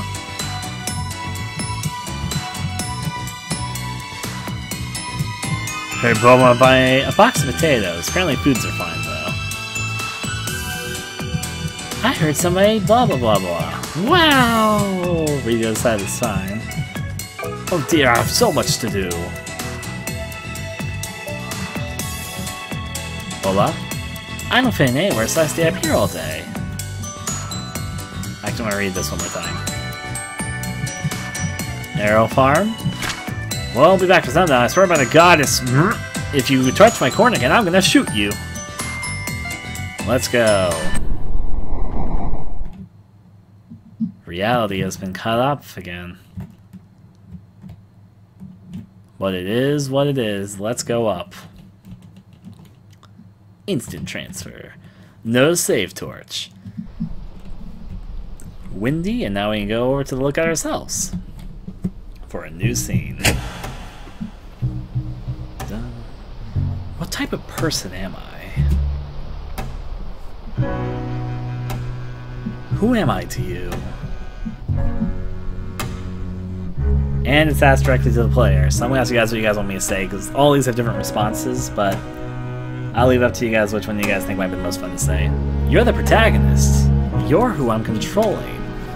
You're a sweet girl, Gwen. You're a bit cold and cruel.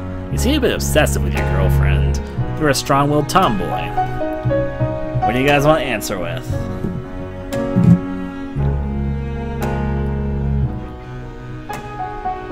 Sweet girl? Tomboy? You're who I'm controlling. Different responses all through there. Since I'm kind. Ryan should take a break and go to bed before I cheat. Tap, there's Emil. The other protect. Unfortunately, I hate to say this, I'm still plenty awake, so. Let's see. You're who I'm controlling. Or sweet girl. Strong-willed. Wow, you guys have said everything almost. Rinks, can you break the vote? Obsessive. Oh no. Obsessive. Let's see. So sweet girl. Tomboy. Who you're controlling. I think controlling or obsessive. I'm actually not sleeping. I'm really awake. Strong-willed. Rinks, can you help break the... I'm trying to see if there was like one of them that tied. I'm checking though. Cold and cruel. Okay, we're going with cold and cruel. You're a bit cold and cruel. I don't care how I come off as. I've got to save Flora, and that's that. No one else matters to me. You help me save Flora? That's all the value you hold to me. Are you curious how this journey ends? Here's another one. And again, different dialogue options for all of them. I'm still playing, aren't I? Yeah, I'm enjoying it thus far. I actually do find myself curious. It's the journey, not the destination. No, I'm not that interested in how this might end. I don't care. The story is shitty. Yeah. It's honestly made fun. What do you guys want to answer here? Don't worry, I won't take offense to you say one of the negative ones. Or one of the positive ones, whatever. I'm still playing, aren't I? Still playing. Last one's fun, right? Enjoying thus far.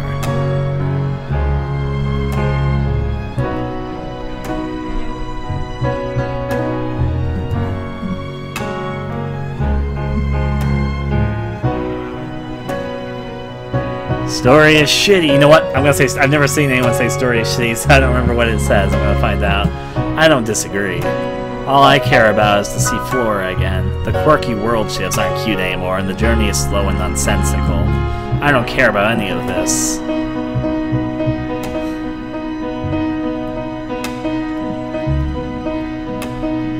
What if I jumped right now? Would you care? Would it even matter? Shall we?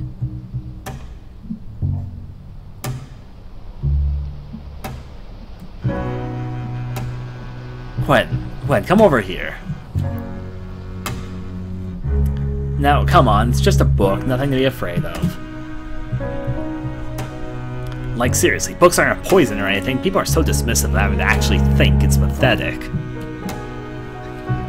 So what's the book about, Vera? Why are you calling me over here?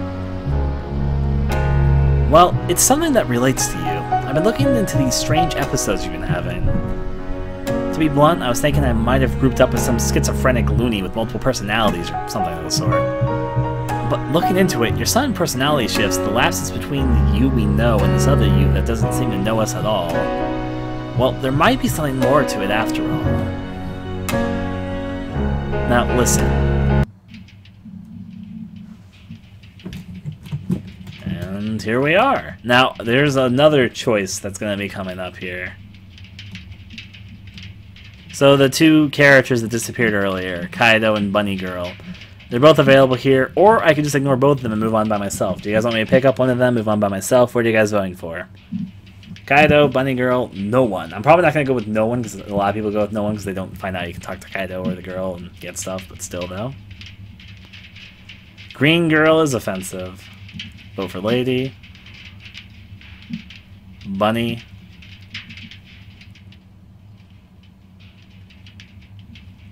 Red, so you're talking about Kaido. Another vote for Kaido. Another vote for Kaido. Blum, it's a tie at the moment, basically. Actually, no, wait. Yeah, never mind. Kaido's winning. I don't remember if I took any of them. Well, if you didn't find them, then you wouldn't have. So, do Kaido. We're doing Kaido. Come on, sex sells. Huh? Kaido? What is he doing here? He seems to be staring blankly, almost lifeless. Reach out to him, leave him be. I don't know. I'm gonna take him with me. Hey Kaido, are you okay? Party member confirmed. Oi, what a headache. Gwen? Where are we? What is this? I don't know. Well, alas, you're our leader, Gwen. I'll follow you to the ends of the earth. So, lead the way. If you chose one of them, the other party member disappears. There's nothing else here. There's nothing else, or there's nothing here. Let's go forward, then. Here lies the great artificial sun. All who want to enter the realm of our holy king must first make passage through here. But be quick on your feet, or you'll burn as fuel to light the winged king's world. Sounds like there's some form of challenge ahead, yes? I guess we should prepare ourselves.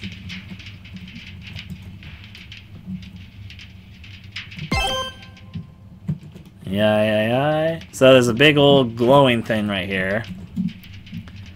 Well, I mean, if you talk to people that aren't using this, but I would have Gwen have a harem of girls. Pat, they're saying. There's a chute heading down like a slide. It's scorching hot down there. I'm still talking that tone. You will probably not be able to return once you enter. I've heard some people really hate this next section, but to be honest, I kind of like it. So it stays, damn it! Though I understand why people are frustrated by it. It's supposed to be basically the most tense thing in the game, so... And it definitely can be, even if the time's a bit forgiving. When I originally designed this area, it was actually a lot less forgiving. I literally think I had like an additional minute or two to the clock since I originally had it. You'll probably not be able to return once you enter. Ready? Let's go. Goodness, it is hot in here! Gwen, we need to hurry or else we'll be burning up like pork at a barbecue roast!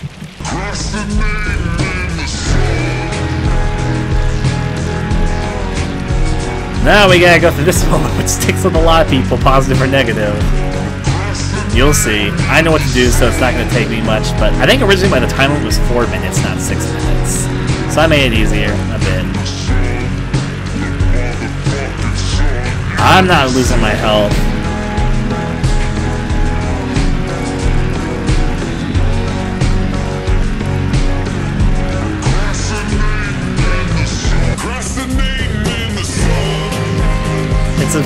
It's a sequence, alright. It's procrastinating in the sun. The canister has some strange organisms inside. Wireframe terminal, no chemicals detected. There is something written here. To apply coolant to the room and get rid of any wildfire, simply take the coolant chemical and apply it to the main distributor. Once the coolant is applied, go to the wireframe terminal and distribute the chemicals into Sector 16. Then release the security lock at the security terminal and activate the cooling chemical at the cooling unit. We hope to make your day full of doom and gloom with our haphazardly complex mechanism designs courtesy of your local dig and trick Inc. Take the weaker chemicals, take them. A blazing fire is blocking the way. I need to find a way to extinguish the flames. Cooling unit, no coolant currently available. Main distributor, attention, I need chemicals for full operation. Start the vacuum chemicals? Yes, chemicals poured in the main distributor. Go over here. Wireframe terminal, chemicals detected. Where would you like to distribute? Into Sector 60. Chemicals distributed. The chemicals have been ready for this room. Now go over here.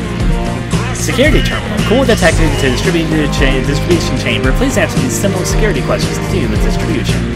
Question 1. What color is red? Red. What? That is correct. Question 2. Are you a robot? I am not a robot. That is correct. Now then, final question. What's the name of the company that developed these mechanisms? It was in the note earlier. It's Steam and Tricky. That is correct. Humanity confirmed. You now have clearance to distribute the coolants. Security terminal access currently required. Let's go over this way. Let's distinguish them. Cooling unit. Coolant loading authorized. Would you like to distribute the coolant? Yes. You're an actual robot. No! All the cooling you've been watching tonight, this smiling scenes. Now I just have to rush these bits here. I know the way to go, I'll be fine. Even though I read everything out loud, so. Oh, I fucked up. Cheating! You can cheat a little bit. I think you can take up to like 10 or 12 hits, so.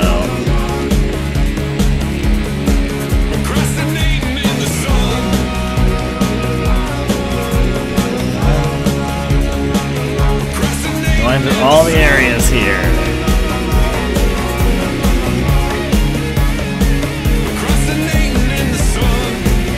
Told you.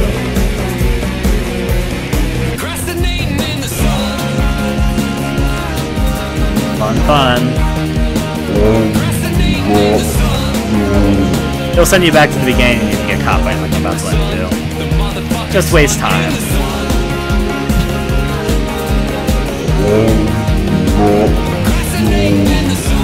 Let's get through.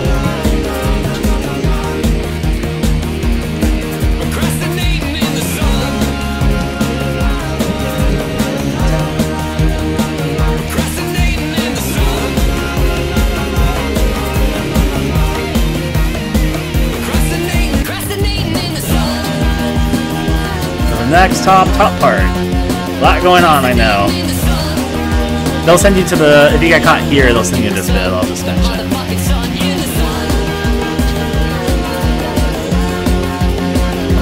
Come on, good.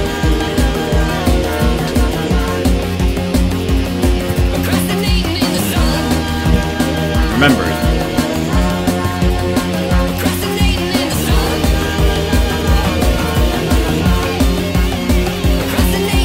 I'll be fine.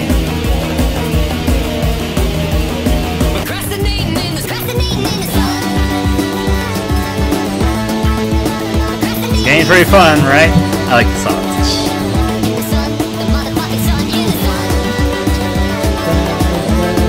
I'm not gonna skip going through.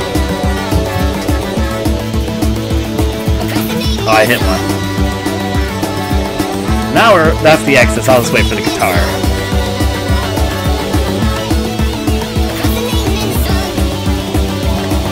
Now then, through the door. That was a silly section, but I enjoy it. Gwen, why did you... This scene also changes based on who you get. Like all the things that Kyla said changes based on who you have or don't have with you. You worked so hard, mademoiselle. We all loved you. I never did get to tell you what you meant to me. I guess now we'll never truly understand each other.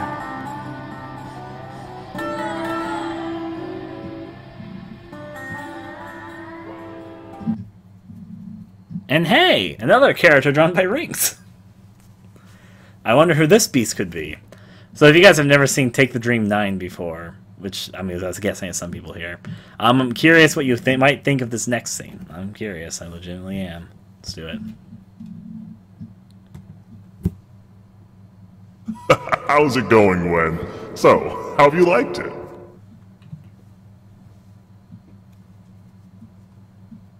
Oh, Gwen. Yoo-hoo. Don't worry, slaves. I'm sure she's just a little shy.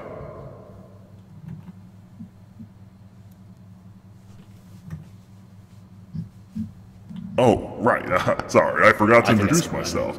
I'm Demon King! Everyone's favorite creator and world dominator, as it were. I've been making my own worlds and recently been trying to build up my demon channel. I got like already 500 subs. It's why I need you to kind of work with me here. I mean, we've been working with you for a while, and I just wanted to bring you in and show you into the process a bit. What the fuck are you even talking about? Are you the one who kidnapped Flora? Are you the one who's been screwing with me? Now, here, Gwen, hear me out. Now, I don't want to shove this on you, but darling, you're gonna be famous. You're gonna be like all over these Let's Play things, and they're gonna totally love you, I think. Maybe, you know, it's not really for me to judge. Yeah, I just create the content. I don't care about any excuses. You may have Demon King. If you took Flora, I'm gonna kill you. Simple as that. Oh, Gwen. You know, you're very committed. I can respect that. But you're not seeing the bigger picture here. Flora doesn't exist. At least not really. She's just one of the characters in one of my worlds. I didn't really flesh her out as much as I was kind of hoping to, but she worked as a good motive for you. I felt like it was a good coil, a good way to get you going.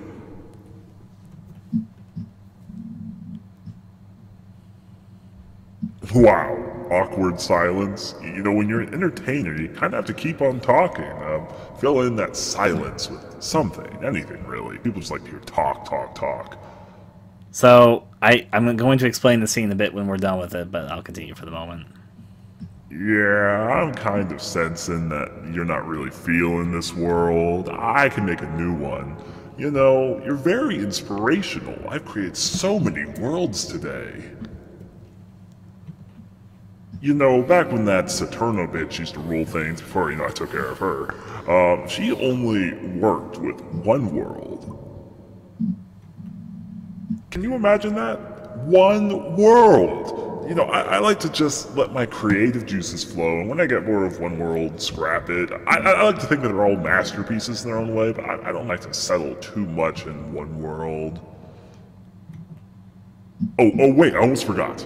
So, get this. I was thinking we start from Forestville again, but this time I'm your snappy roommate, and everyone loves me. I don't really think I need any flaws.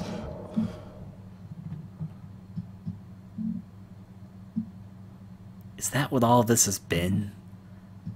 Has my life really been this pointless? Are these feelings of mine really...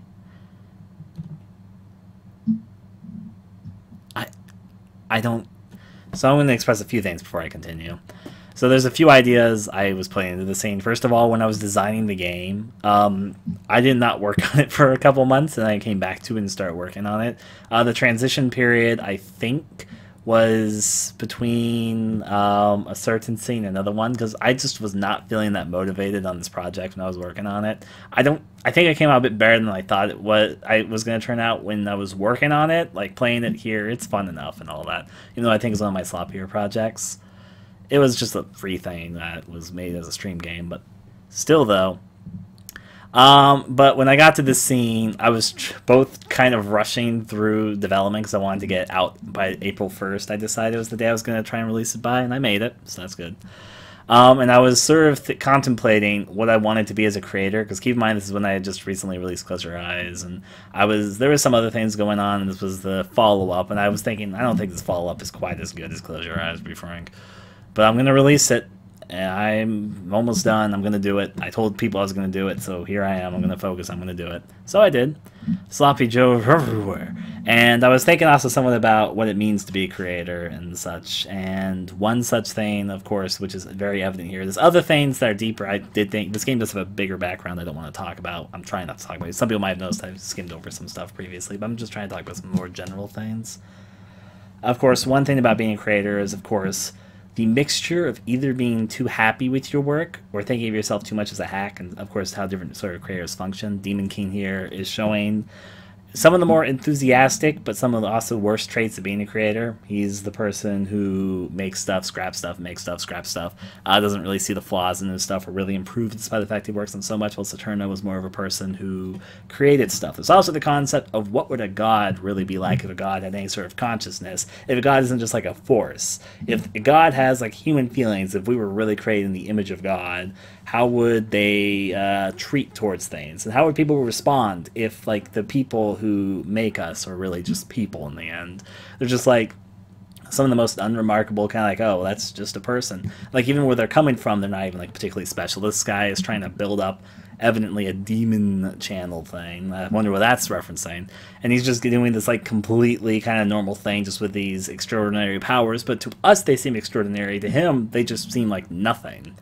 And just to find out that everything in your life is literally pointless. You're literally just a figure among many figures in a cycle that has no other meaning except to please whatever this creative urge these beings have. It's kind of a philosophical but simple philosophical thing, which is something that's kind of interesting to think about, I think. But regardless, there's other elements to this too I'm not going to touch on. But of course, Gwen's like, is this really all this is? Fun. So yeah. Also, I should also mention, I said this before, this game is kind of half parody, half serious.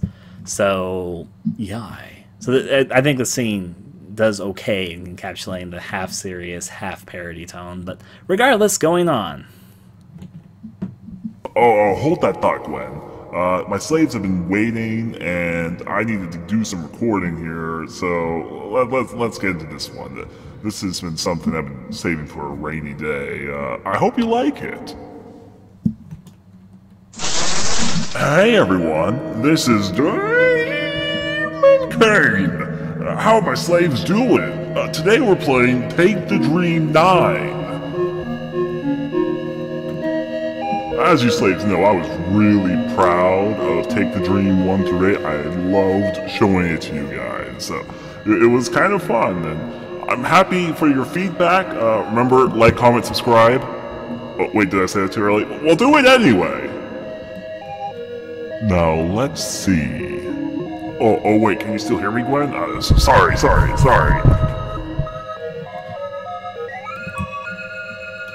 That damn moron's voice is gone. When I get my hands on him, I have to kill him. So this whole area was drawn by Rinks a while ago, actually. The reason I decided to use it for this project is because I realized even if we did the idea for this project eventually, we'd have to redo it, because these are made for an RPG Maker VX resolution as opposed to an MB resolution. So they're actually a bit stretched out, but they still look okay, surprisingly. This is for a scrapped concept, which may come back. I never scrap things entirely, but yeah. I just know that all these next few areas are drawn by Rinks. Some guns bound on the wall. Just whose house is this? It's clear with ramblings of someone who had previously lived here. I don't care at this point. It's supposed to be a stool. Some guns found on the wall. A painting of fruit, grapes in particular. I like this map. I did too. What a gruesome-looking wolf head mounted to the wall. Taxidermy did no favors this one. That's the reason why I ended up using it. Because like, oh, but this is gonna serve no purpose if we move engines. I wanted to give it a purpose. Not much else here, unfortunately. A mounted bear head adorns the wall. Not much else here, though, unfortunately.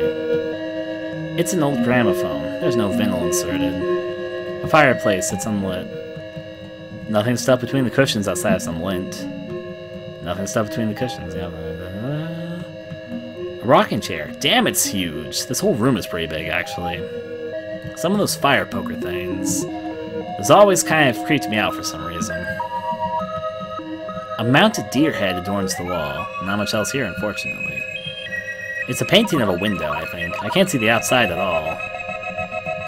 Some guns mount to the wall. Wait, there's a switch hanging on one of the gun mounts. Press it? Let's not.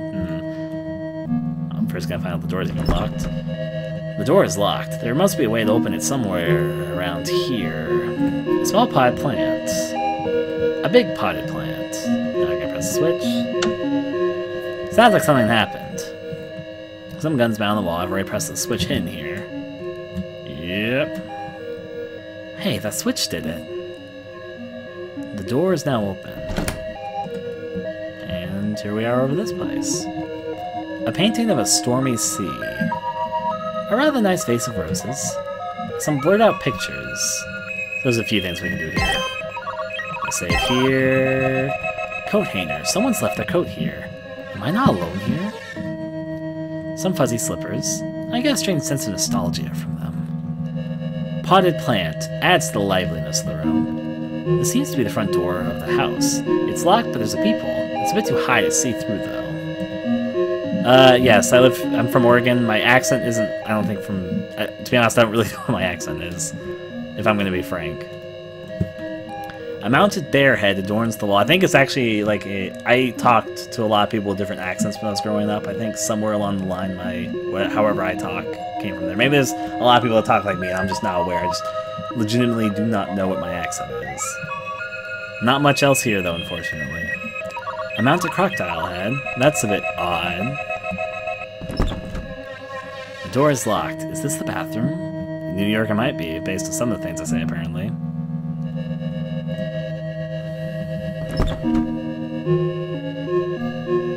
His pronunciation is just bad. My pronunciation is... There's a strange cross insignia on the door. The door is locked. I don't see any kind of keyhole, though.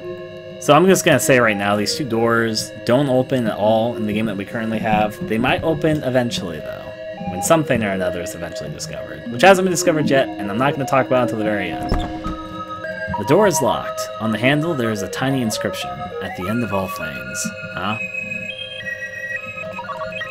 It's my Ryan accent, if we get into it. Fun, fun. Move things this way.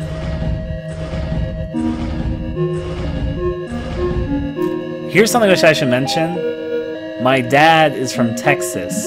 My mother is from northern Canada. And I also talked to people that were, when I was young, from different like accents and regions and stuff. So I just think that the accents is kind of an algorithm of things. Still though.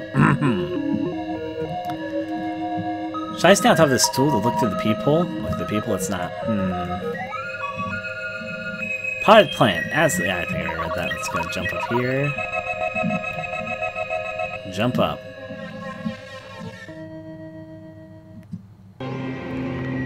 I really like this piece by Rings, by the way. It's one of my favorites in the game. Huh?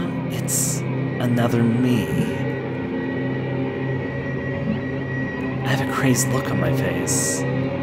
Rings, she did some really good art for this game. I'm just gonna mention that one right now.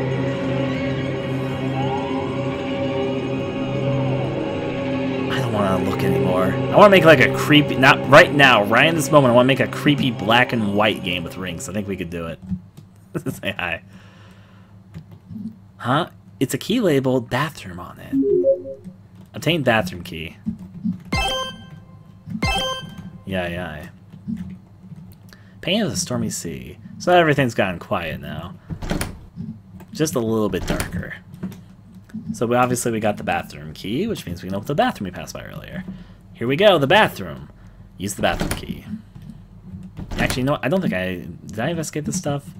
A mounted crocodile head, that's a bit odd. A mounted bear head adorns the wall. Not much else here, though, unfortunately.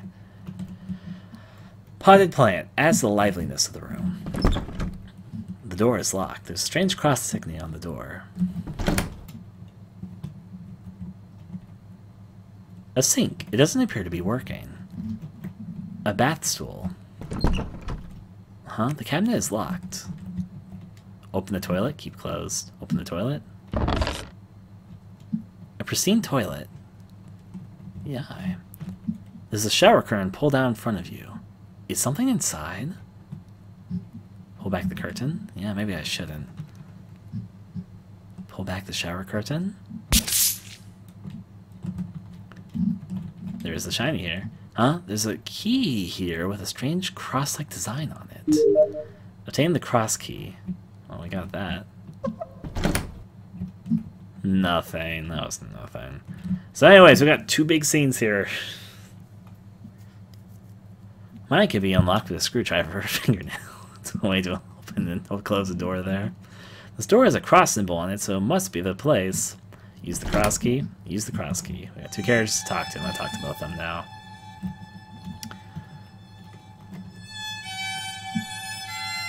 We never... I'm gonna have to get ready to do this voice.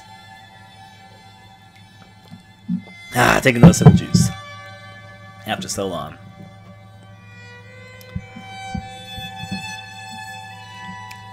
We never really got to know each other, you and I. Yet I can't help but... Jeez, I'm losing my voice a little bit for that one, but I'm gonna try. Yet I can't help but feel that we have a certain fondness for you. Yeah, I'm sorry, my voice is gonna sound really bad during this, apparently. My fondest memory of the days we spent journeying together. Ice cream. Out of everything we experienced, my most fond memory is of the time you gave me your ice cream cone. Jeez, it's gonna be terrible. I'm gonna love it. Let's do it.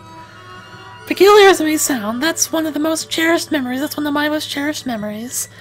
I had never had ice cream before. My prestigious upbringing had taught me to not even dare consider empty fatty calories of any sort. I'm Mickey Mouse and I'm dying. Yet one day we found ourselves in a peaceful seaside town, and you stopped us all to get ice cream at a small corner shop. As Mickey Mouse dies at the corner, he reminisces about his ice cream cone. I chalked it up to a lack of self-control on your part and a greedy sweet tooth. As I said, Rinks did really good art for this game. Fun. I refused and stayed put as you lot all entered in like a pack of wolves sweeping down a fresh prey.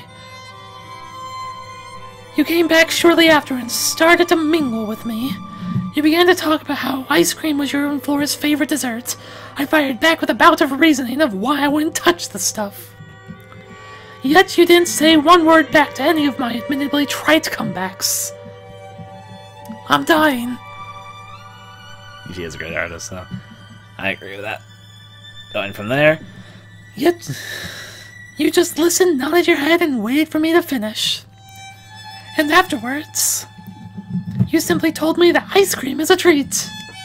Such a comment almost seemed mocking by itself, or empty words that mean nothing.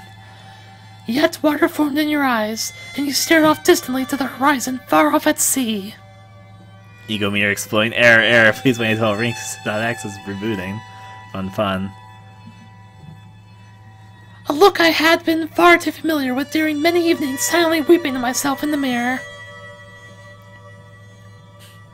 I've got this. Right then and there. I've got this. I have to say it like that. Right then and there, I nabbed the ice cream cone from your hand and took my first lick. I really am still not quite sure what came over me, but it was the most delicious thing I had ever tasted in my life. Commissions are open, and as you looked at me with an expression of confusion, I looked back at you. And in that moment, we shared a strange sort of kinship, and a smile spread across your face. I should also mention Rinks does have a website that's really nice. Just search up Rinks Artist, and I'm sure you'll find it. My voice is gonna be like this for this character. I can't do the high-pitched voice. When I do a lot of raspy voices for a while, I lose my ability to do higher-pitched voices, like especially that high. So, and since I was doing some raspy voices earlier, it killed my ability at the moment. Between the sweet dessert and this feeling of comfort and companionship, butterflies began to fill my tummy. I hate doing the high-pitched voice, like, towards the end of like, a game when I'm also doing a raspy voice, because then by the end of, like, a Let's Play, if I did it in one session, the voice is just dying to be able to do this one. And it was at that moment I knew. Did I just regain my ability to do it? Yeah, I'm probably about to lose it. We were... Never mind, I lost it. We were entering a brave new world, full of all sorts of news, but it was okay. We had each other. I like barely just gained it at the very end there. Da-da-da.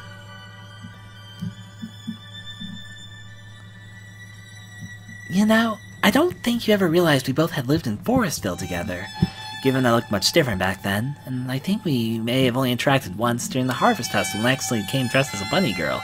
Which, yes, Luna, which is his character's name, was the bunny girl that we saw earlier. So her being in the machine randomly then was not just pure coincidence, I should mention. I've always enjoyed life, making people happy, feeling free, daring, loved, and yes, maybe even perved on. But I was too afraid to be myself for the longest time. I was deathly shy when I was young. And it took all of my effort to start pretending to be someone more outgoing and chipper than that. I tried to show all my best, and yet you caught a glimpse of me at my worst. Another nice piece by Rinks. I was acting up really bad that day and was pissing everyone off. I did every outlandish thing that came to mind. I made fun of others, I streaked and showed myself off as I do to you a lot. I acted loud and obnoxious and vocally boosted my ego. Speaking about ego, as if nothing was serious. You came into the room with me, visually upset, trying to hold back the full depth of your anger. I teased and stuck out my tongue, fluttered my little fingers a bit, and nastily asked you if you had come to check out my body. I was being disgusting. You grabbed my shoulders tightly, you neared your face to mine, staring intently, and you began to scream at me. Oh my, but what you said was not what I expected at all. You barked at me on why I was treating myself like this. You questioned why I was trying to be the villain here, when no matter how you spun it, I was the victim. You then hugged me tightly and began to weakly pound your fist onto my shoulder. Sobbing that it just wasn't fair to me, that I was the one hurting. I didn't need to attract any more pain. Maybe it was only you that had realized I was acting up to detest my current reality. Self-loathing myself because of the way people we passed looked at me, judged me. The hissed whispers of thinking I was weird, thinking I was crazy, a nuisance, an attention whore. Girls spewing up rumors about me and guys only interested in me for potentially being a freak in bed. Maybe it was only you. I began to sob with you and clenched myself onto your shoulder. And then a door appears. And now we got another scene with everyone's favorite. I found a glitch. I think it's the only Gwen, glitch. you're back so soon. I'll let this happen. How? Demon King, your time to die has come. No, Gwen, you don't understand. Who are you? Just a broken-hearted man that's about to get a revenge. Oh, no! Oh, jeez!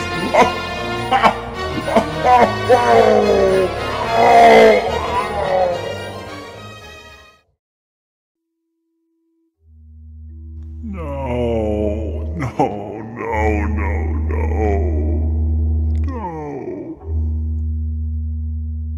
I just wanted people to like what I made. Why?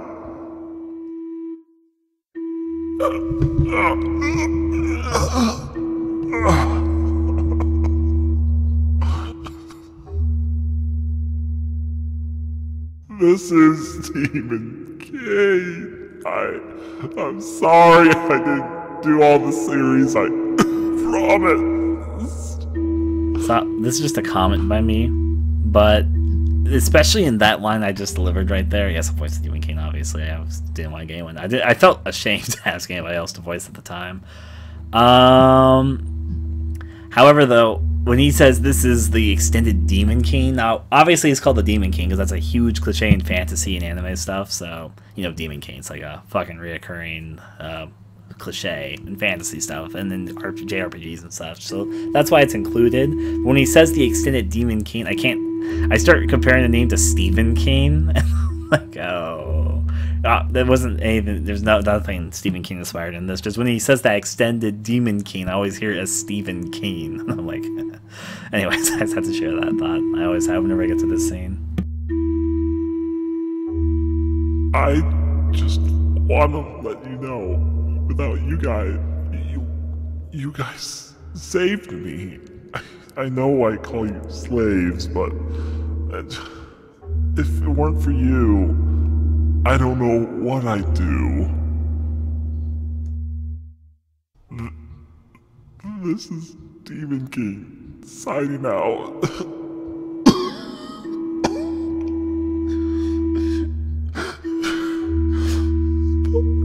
Have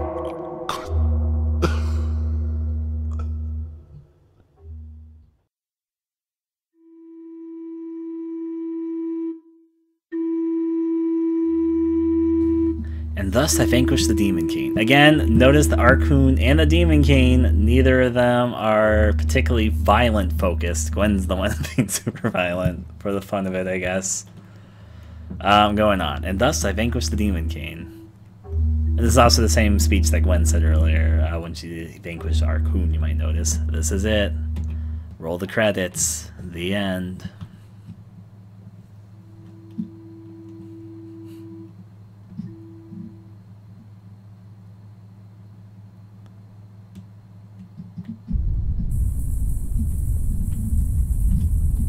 Super dark and can no longer investigate anything. So let's on out.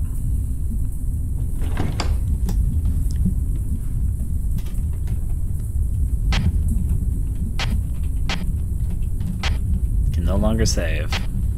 Let's continue then.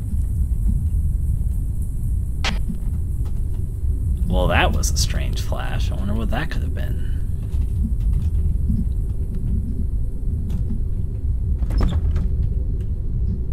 Crisscrossing all the way. There's a shadow.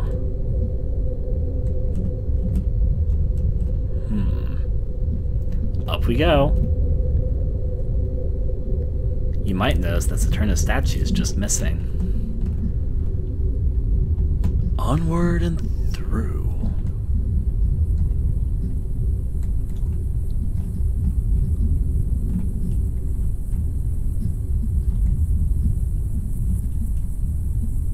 Over here we go to the glowing place.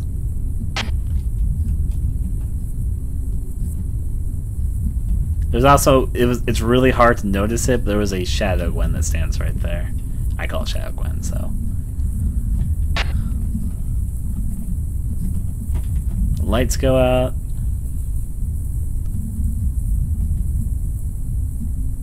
Crisscross applesauce this way.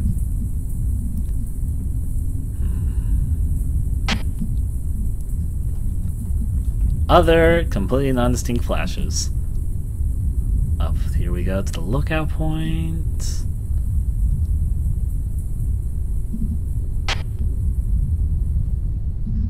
And hey, it's Flora. We saved the day.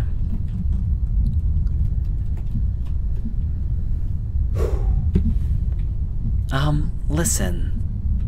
I have a question, and it's important, okay? So we jump right into the question that Flora tried asking at the beginning of the game and at the school in the middle of the game again. It might sound silly, but you have to answer it seriously, okay? Sure, what is it? Do you... I wanted to know... What would you think? And for the record, the images that flashed by earlier were the party members that we've known. Kaido, Vera, Luna. And for some reason, I forget the last one's name right now. I feel bad that I forgot. Freya. All of them having fun being dead. In strange ways. They all are dead in a way that's somewhat symbolic to things that were said in the game. Like, Kaido is against a canvas, his blood spilling out on it. He's holding his hat to his heart where it's bleeding. Obviously, the things that we know about Kaido in the game is he's an artist, he went to art school. And he has the scene where he gives the hat to good old Gwen. Then we have Vera. She is crushed by a bookshelf, which is, you know, she keeps on talking about her love of books and trying to be sort of a know-it-all or just snarky towards things, literally crushed beneath it. We see a scene of Luna. We see it's only her upper shoulders, but she's doing the streaking thing. There is a mirror which is going through her half, so we see only like half of her. The other half we don't see because of the split. In the mirror's reflection, you see the moon, and there are insects crawling out from within her. And Freya is being hanged by one of her choker pieces that she has from a chandelier. I'm going to let you all do your own interpretations of those particular scenes, but I was thinking about things when I asked Rings to draw all that, so yeah. I'll share what those are. You can just look at them, I guess, if you want to, individually, but they all are a bit, yeah. What would you think if I told you that you're not real? What? Flora? What are you talking about? I'm right here. I've come all this way to save you because I love you. I'll always be here for you. You're always good to me, Gwen. I deeply appreciate that. But it's time to let go. Flora, you're not making any sense. Please just listen to me. If I didn't have you, I don't know what I just want to be with you. I'd like very much to be with you too, Gwen. But it's about time I woke from this dream. I just wish I could have told you my feelings. I just wish I could have told you my feelings. It's repeated twice for a reason, that's all I'm gonna say.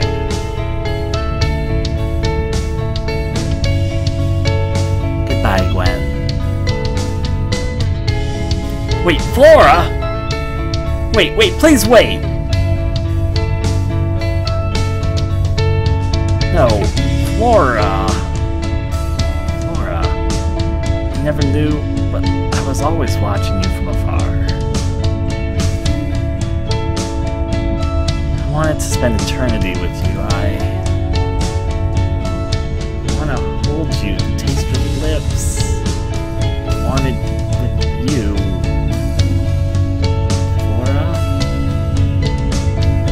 Flora? And then he's gonna do what? I'm not gonna scream for her. And thus fade out. The credits do their thing.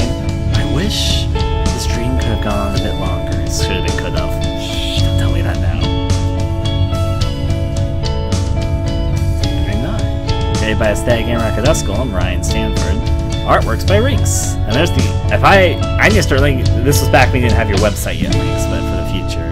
The voices by AestheticGamer. That includes Monster Sound. Sloppy Joe art boss provided by Deer Guts, Worthings, Burrito, Kitty, Neko.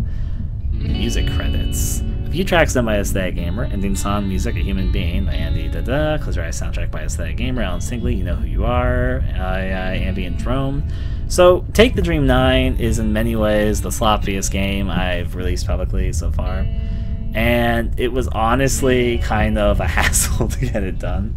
I was going on and off being motivated to finish it and then pushing myself to finish it, like I'm gonna fucking finish this. And there was ideas I had when I was working on it, so yeah. Ryan, the gold thing. Any questions I guess I should ask from you guys in the chat here, because you guys have the opportunity to be included in the video if you have anything specific I guess I can answer. So everybody just dies. I won't comment on that. Fun.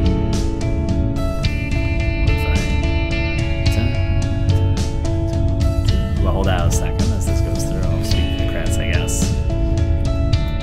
There's more I feel like I could say, but at the same time I don't want to say too much. All I will say is, even though it was my sloppiest project,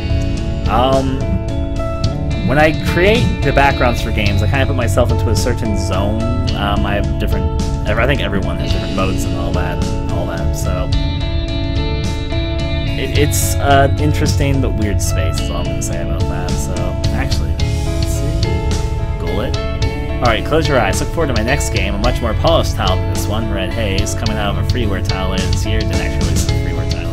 Afterwards, may move on to the quality bar into the world of commercial games. Hope that goes well. Again, hope you all enjoyed, and do. Try loading your save file. So if we load our save file like the game suggests, which we're going to do right now, load it. Red Haze didn't end up being freeware. It was originally planned to be, but then the game started getting bigger and bigger and bigger. And after it started getting bigger and bigger and bigger, I also got into a worse financial position. And after that happened, I was like, okay, I do need to earn some money. So I charged it. And I tried to make it hopefully worth money. It ended up being a bit longer than I thought it might be. And I still need to finish the last big update, but it is what it is. Let's load it. Another artwork piece by Rinks. Wretched waits and gullet takes. And there's the thing that somebody in the chat was mentioning with the gullet. Wretched waits and gullet takes. When words strike 2:30, you may hear more from me.